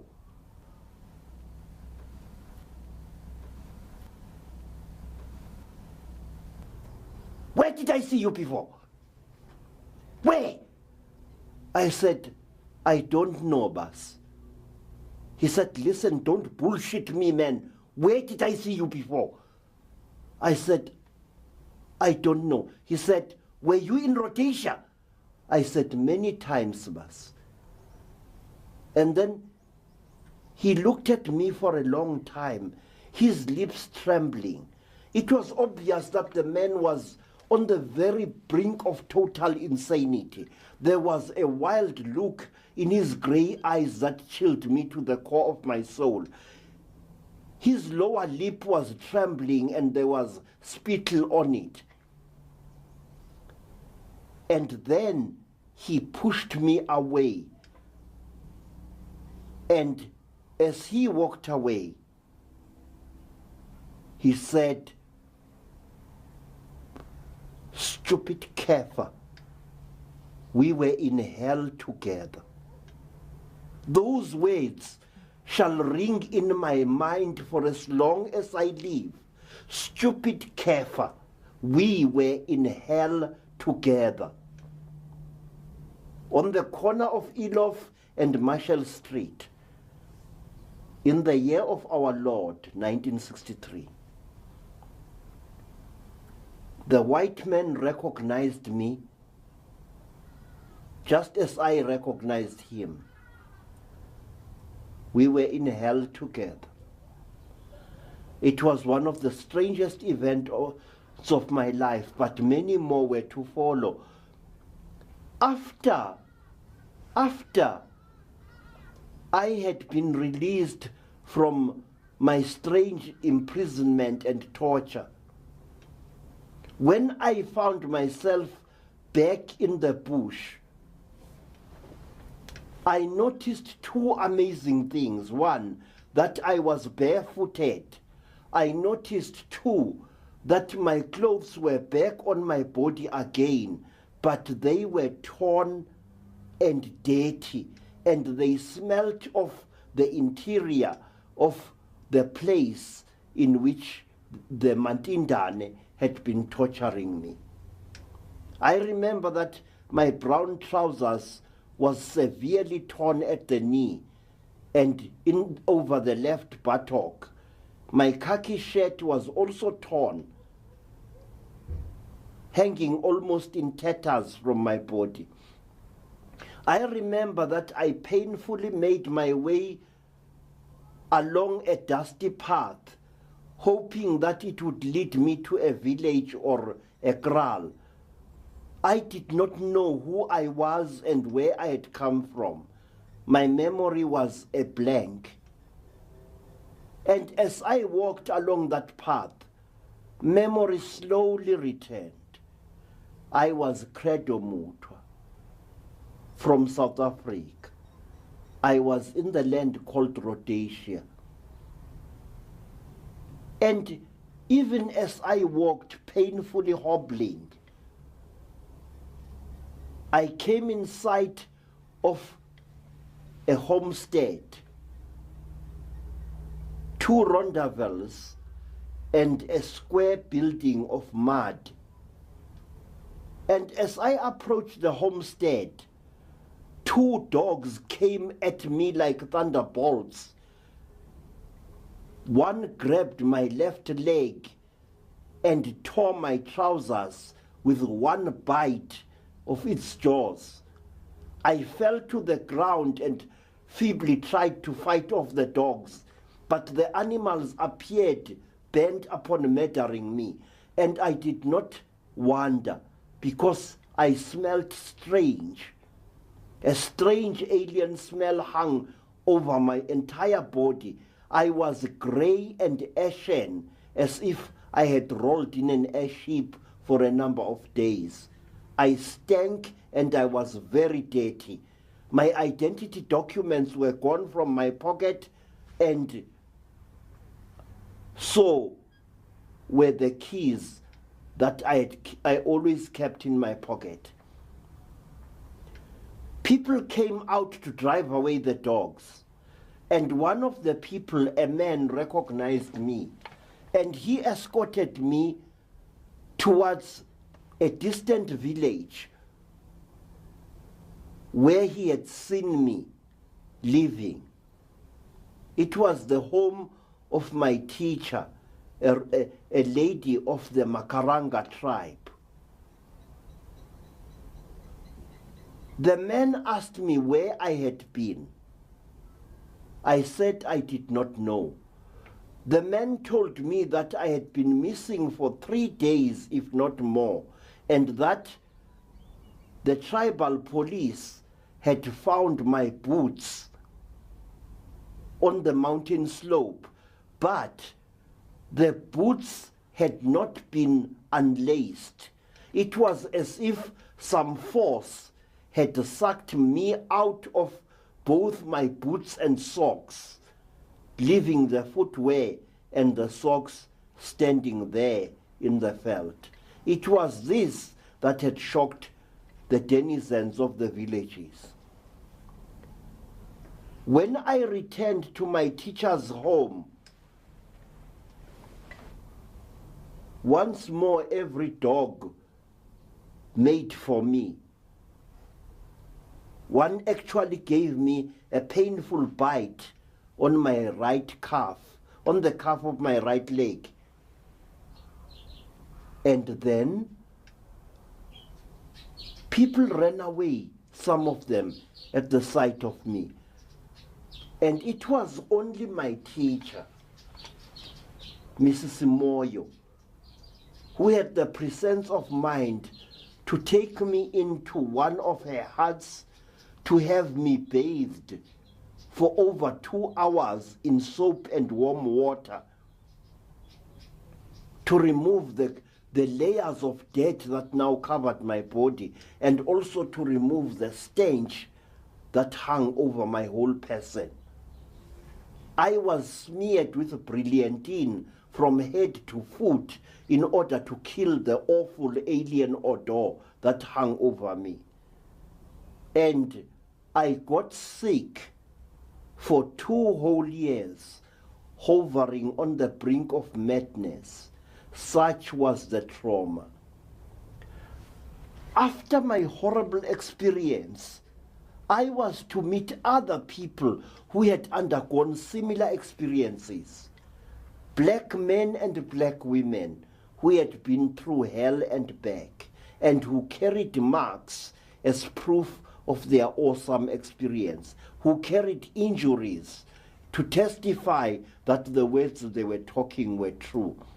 Women got mysteriously impregnated and then mysteriously aborted also. People were captured again and again and yet again. And in me also, storms were brewing.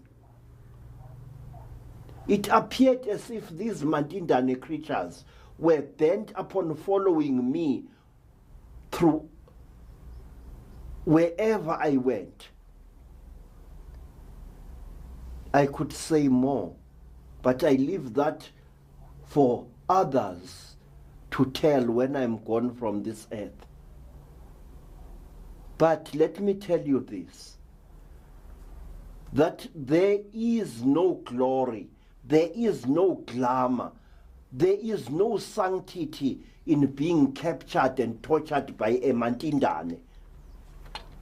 People who say that these creatures speak to their victims telepathically are telling cheap lies. These creatures do not talk to you. Strange pictures are instilled into your mind. Pictures of the end of the world. Pictures of seas polluted almost to an inky blackness, where not a fish nor a bird is to be seen. Pictures of a landscape turned dry and dead, with the trees forever frozen, leafless and dead, on a landscape which is as hard as granite. Pictures of poisonous, dark yellow clouds swimming across the blue and poisoned skies. Pictures of mountains denuded of all life. Pictures of dust swelling where green things bloomed centuries before.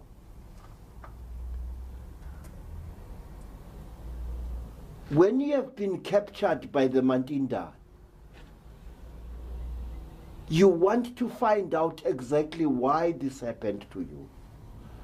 As a traditional African, I am taught to accept this, to only know that for some reason I had been chosen by these godlike creatures for some kind of sacrifice.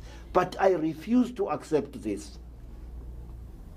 And so I went from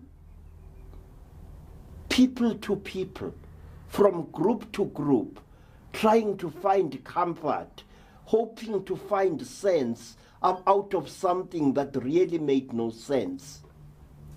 And then one day, I was fortunate enough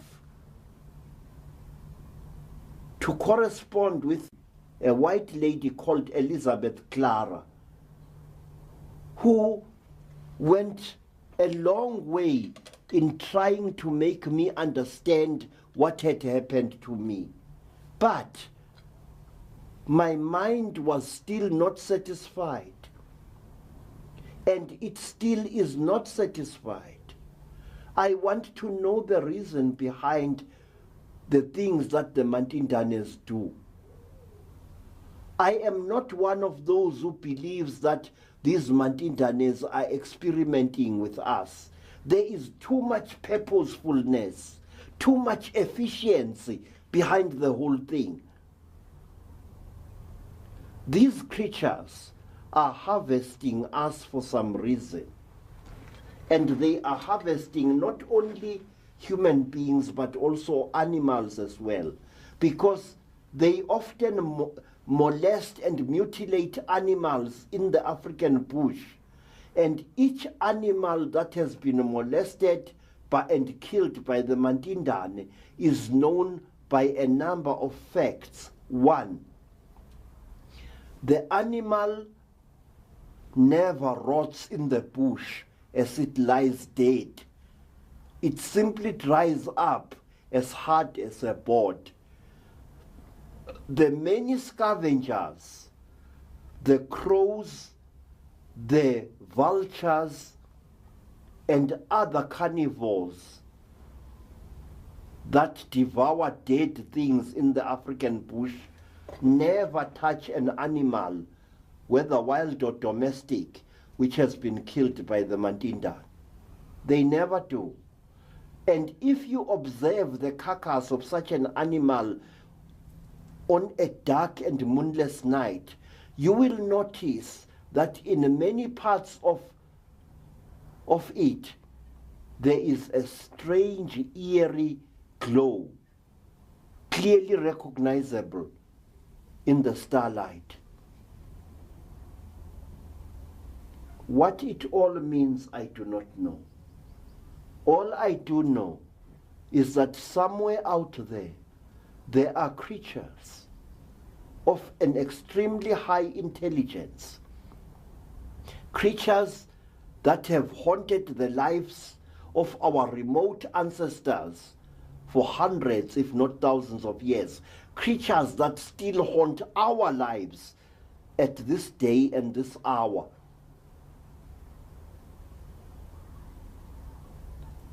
My friends, as a result of several years of experience, I would like to advance this argument. The Mantindane creatures do not come from any star or star system in space.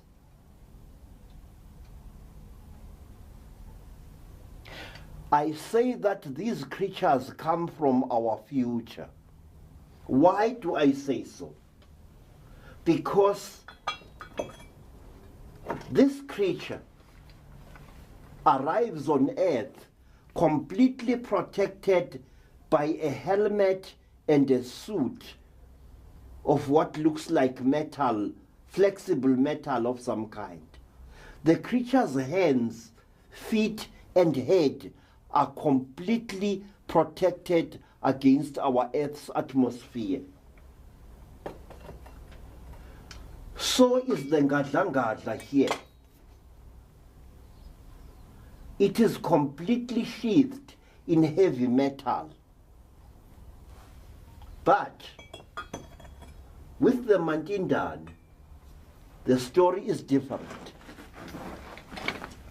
Mantindanes have been seen out in the open many times, their heads completely bare and their hands bare to the wrist, completely unprotected by any material or metal whatsoever. These creatures walk through our world as if they own it, a world in which there are so many poisonous substances. You will find Mantindanes bareheaded, their hands completely uncovered, in a world where logically they should be covered from head to foot. These creatures, furthermore, are capable of impregnating earth women. They seek fluids and flesh from us human beings. If these creatures were a species of creatures from some far planet, they wouldn't do that. they wouldn't be able to impregnate our women. They wouldn't be able to do what they are doing to us. These are our descendants. And when you have been worked over by them, you will understand that what they are doing to you, they do it with angry consciences. They are taking revenge upon us for what we have done to our future a few thousand years from now. And I'm firmly convinced of this, and all things that have happened to me since that terrible day have served to confirm that these are our descendants, not aliens from some far galaxy, no. Now, one last thing, let me tell you. There is a race of alien creature to which the Ngupusana creature belongs. A race of creatures who are tall, with metallic golden hair and bright blue eyes. These creatures are often seen in Africa.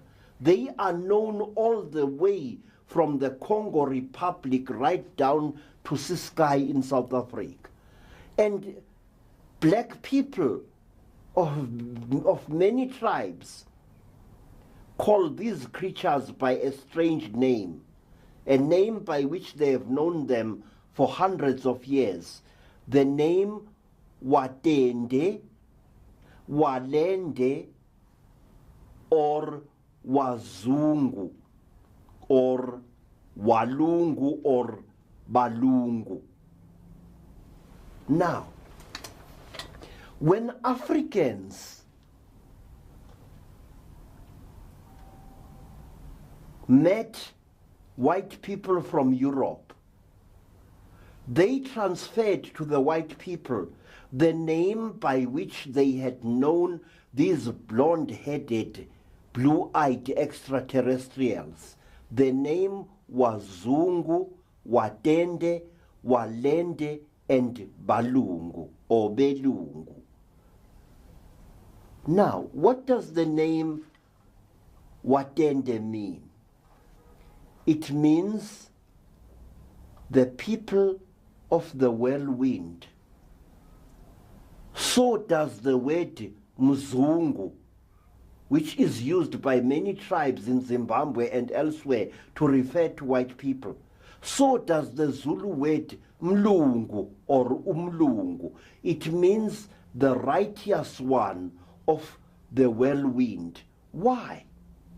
Because when a ship, a spacecraft belonging to these beings descends upon Earth, it does so at a fast spiraling rate. And as a result of this spiraling, it causes a whirlwind to form, which often damages African hearts. So you see, the black people first became acquainted with extraterrestrial white men and women before they met the real article. And what a meeting it was, very explosive, as any history book will tell you. Thank you.